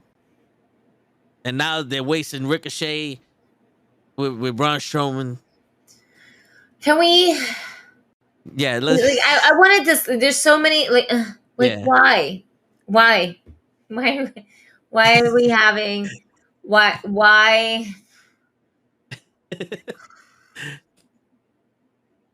I don't understand. And cool, he can jump off of his shoulders. Yeah. No, I'm not excited about this tag team. No, Me neither. I don't know if y'all could tell or not. Excuse me, I hit the mic. I don't know if you could tell or not. I'm not very fucking excited for this. Yeah. Ricochet is better than this, man. He doesn't. You know what's crazy? It's not because I want to see him do all his flips and everything like that. It's that I want to see him in a meaningful fucking story. He can give meaningful stories if you just give it to him. But you don't. That tag team is fucking mid. Thank you. Yeah, it's lower terrible. Mid. It's meh. Come on now. And y'all got Street Profits fucking taking L's here. Not for nothing. Street Profits. Fucking amazing. Fucking Valhalla is here. Fucking. Yeah, War Machine. War Machines. War. A fucking Hellblade fucking video game. Y'all know if you play Hellblade, you know what I'm talking about. All right, that bitch, that tag team. The fact that they're not thriving and you gave them a whole new package and you are doing absolutely nothing. Nothing, no W's, no nothing with them. And they are a legitimate tag team that can fucking take the Usos to their limit. They're fucking everybody to their limit. Yeah. Like, are you serious? Oh, I think I have a visitor. See, this what happens when I'm too loud. Unbelievable. Word. Tag team. But yeah, I mean, it's ridiculous. And yo, I don't know if y'all saw it, but I saw so Wilkins, he interviewed Ricochet and he was like, yo, your promos are getting better and all that stuff. And Ricochet was like, yo, when do they let me speak? You talk about my promos are getting better, but they never let me talk. And it's true, because if you ever see him like outside of the WWE, like on TikTok or on one of these little things that he does outside of the ring that's not like on the program, but it's like off of, my man has charisma for days. He got swag, he got charisma, he could dance, he could do all this other shit. You even see him in the ring sometimes, and so he's like, yeah, he's doing his shit there, and I'm like, yo, why isn't this being shown? It's almost like they go, all right, Ricochet, go out there and do some flippy shit and then come back out here. We're not going to give you anything more than that. And we all know that he's more than that. Like, yo, we've been saying this shit I've been saying this shit for years. Cedric Alexander and Shelton Benjamin should have been a legitimate tag team. When Hurt Business was one of the best things they did, but they should have been a legitimate tag team or legitimate wrestlers that could win our singles runs. The same as Ricochet. The same as Apollo Crews. I don't know why Apollo Crews is still in NXT. He should have been in NXT for that little stint and then came back. You know what I'm saying? Like the New Day. I don't know if it's because they're doing so much shit with the video game shit and shit outside of the WWE. That's why they're not shown that much. But those motherfuckers could go. And I know Xavier Woods is getting an Intercontinental title shot, but where was this at before? You know what I'm saying? There's so much shit. The Viking Raiders put on matches with the Authors of Pain and I think FTR when they were in NXT, but they put on some good fucking matches. They can go, and they're being looked at as jokes. They're being presented as jokes. We're not looking at them as jokes. They're being presented as jokes, and that's a problem. And the draft, everybody's gonna say this is the they could do this and make everything better. Yeah. Coulda, shoulda, woulda. Everything was supposed to be better at one point. Y'all know this shit. Everything was supposed to be better. When Triple H took over, oh, they're going to make it better. The draft, oh, they're going to make it better. After Royal Rumble, oh, they're going to make it better. After WrestleMania, oh, they're going to make it better. Fucking SummerSlam, oh, they're going to make it better. No, they're not going to. We hope.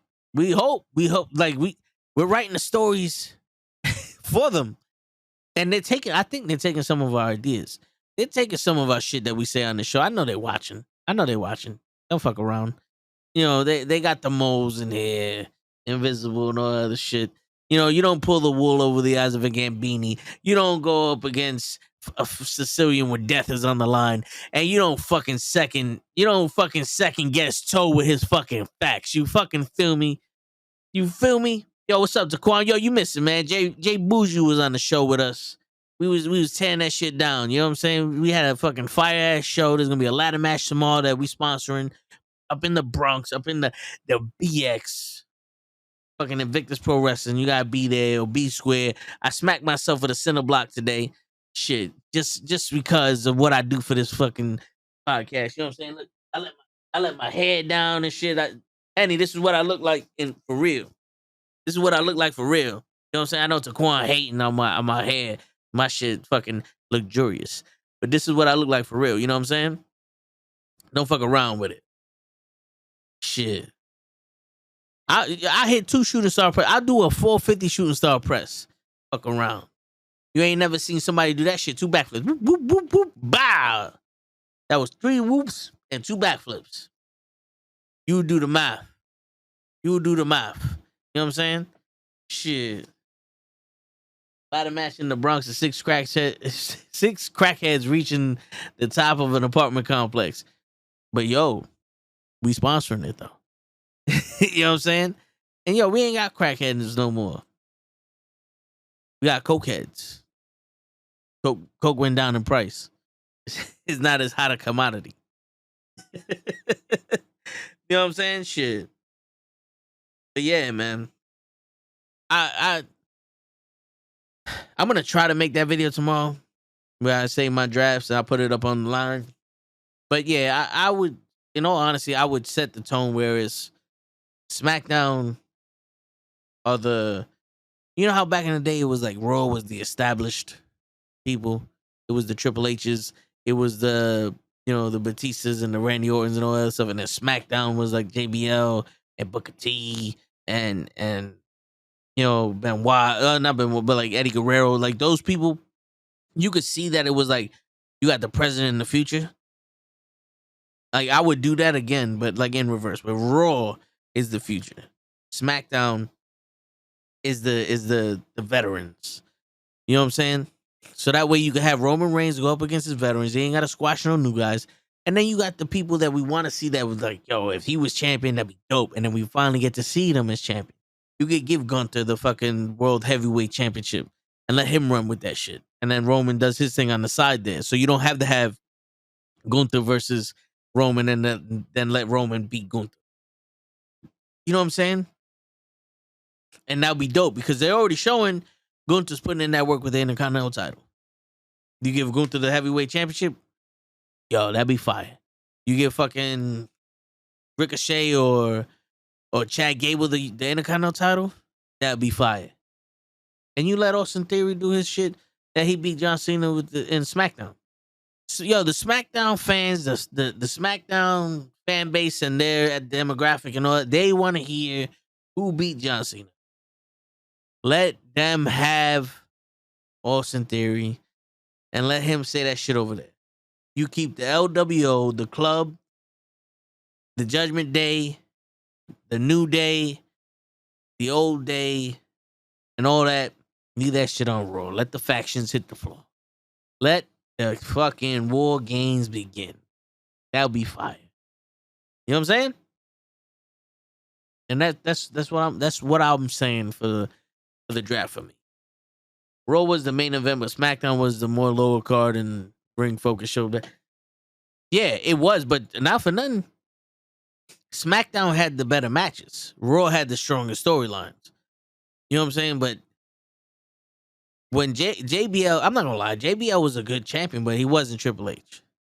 But JBL was holding SmackDown together. But you did get to see him put up his title up against like the Big Show, fucking Booker T, Eddie Guerrero, Rey Mysterio, like Kurt, like he was giving those people that you would be like, yo, they're getting squashed against Triple H. He was giving those people shots, and it was believable for them to win it. But Triple H he's like fighting Bubba Ray Dudley and Rob Van Dam. It's like, Rob Van Dam could beat JBL, but you know damn well Triple H ain't gonna put over Rob Van Dam. That's why he needed Batista to beat him. Yeah, the SmackDown 6 was incredible. It was around that time too is when we had the best wrestling, in my opinion, outside of the 80s. Because to me, the best era of wrestling has to be the 80s because, dude, that's the all-star. That was when the WWE took the top talent from every fucking show, every territory, and they made the WWE. That was the all-star game of wrestling, the 80s.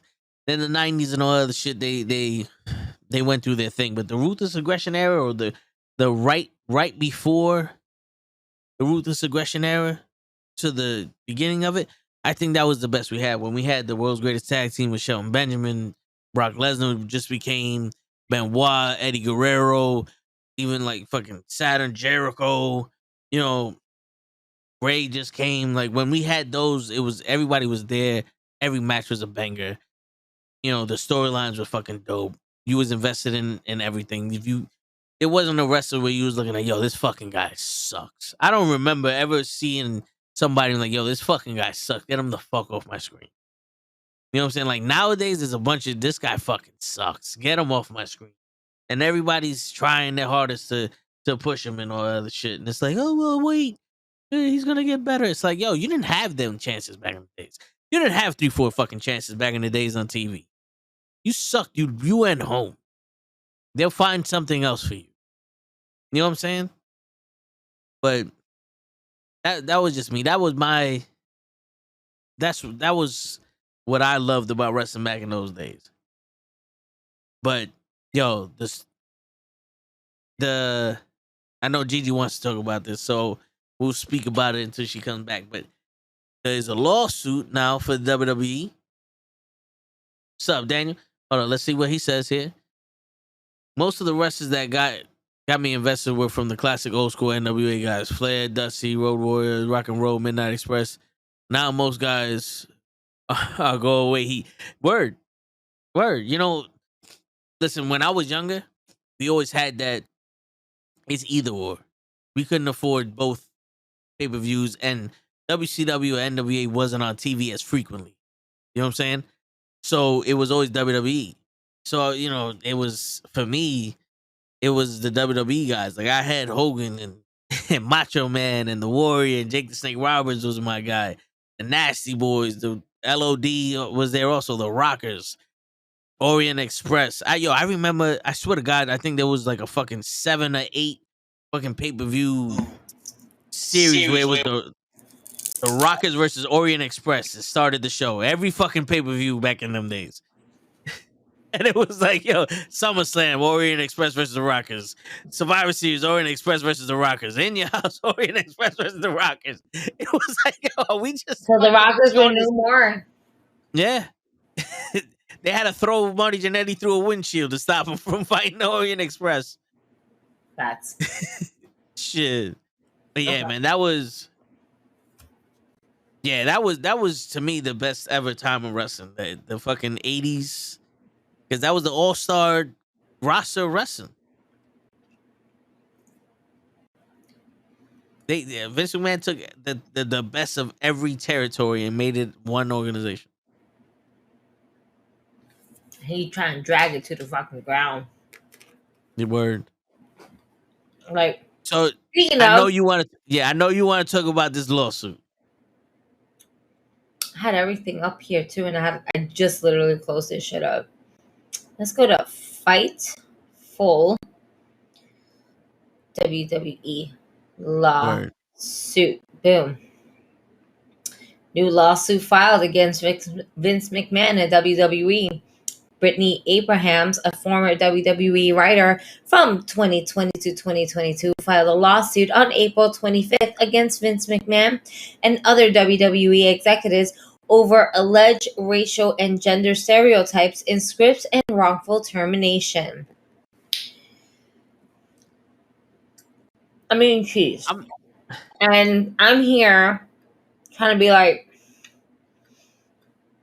y'all know this has been going on for like since the 80s, right? For example, I don't know, maybe Tatanka, for example. Just throwing it out there. Yeah. Like his fucking theme song was fucking racist.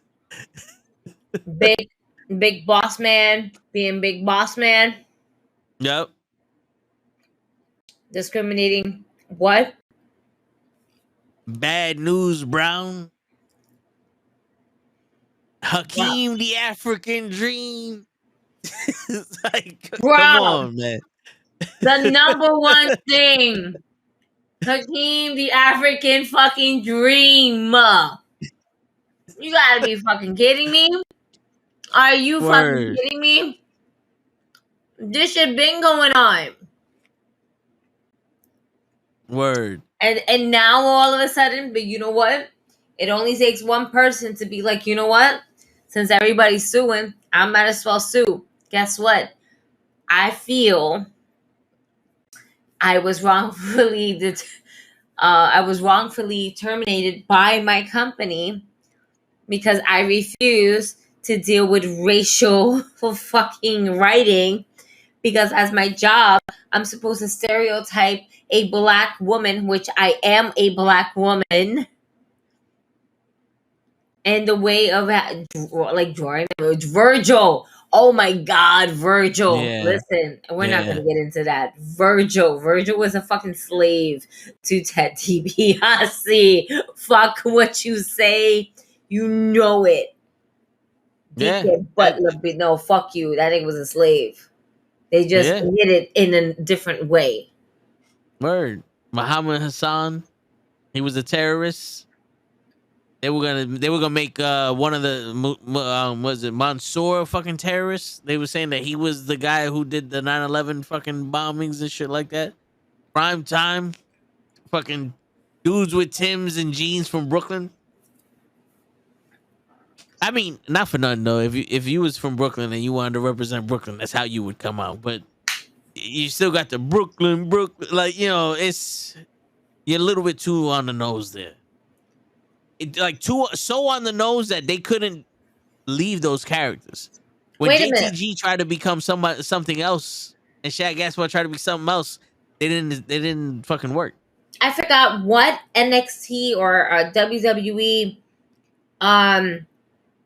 a wrestler that was on the roster that one of his merch for his t-shirt was a black face. Yeah, the blackface smile. Was it smiling some shit? I don't remember. I'm terrible with names, y'all. I'm sorry. Yeah. If somebody can help me out there, I would appreciate it. But yeah, he was like, yo, this was this shit that I got. And I was like, yo, you understand that's a black face, right? Jordan Miles was his NXT Jordan Miles. Yes. So yeah. And thank you. I appreciate it. But yeah, it's not new news. It's just a new lawsuit. Look at that. Look at that. You put two eyes there, boom, blackface. That's it. But it's not only that, it's just like big red lips. Look at that. Yeah. Terrible. He ain't smiling no more. Nope. So, again, this is not new news. This is just a new lawsuit. I'm surprised that now, you know what the thing is that because every fucking lawsuit is slowly surfacing its way up, why not add more? Add more lawsuits? No, add more fucking bad press to WWE, to Vince McMahon. But you know what's wild? Stephanie McMahon is also in that lawsuit. Yeah. Yeah, that's crazy. And you know her right now. She's like, I don't want shit to do with this fucking company. And here I am. But the crazy shit is though, now they got Endeavor with them. Now they got $21 billion worth of lawyers to fight this fucking lawsuit. Yep. They got Jimmy Snuka off of a murder charge. Racism is in and out, baby. It is in and out. It's a Tuesday afternoon. They should have did this shit before they sold. Yo, it was like, yo, ready? Ready? I'm gonna give you one. Ready? Kerwin White. Shit.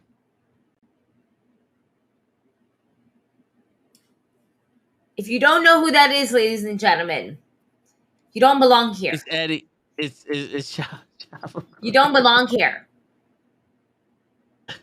If she doesn't know who Karen White is, she's too young for you. Yeah. And it's fucked up to say that. But we had that motherfucker. Just think about that. Think about that. Yeah. Shit. Unico. Not new news, just a new lawsuit. Just a new lawsuit. Yeah. Just a new lawsuit that it's, surfacing. Why? Because now everything is surfacing. Yeah. And it's crazy because this is like the year of shit surfacing for the WWE.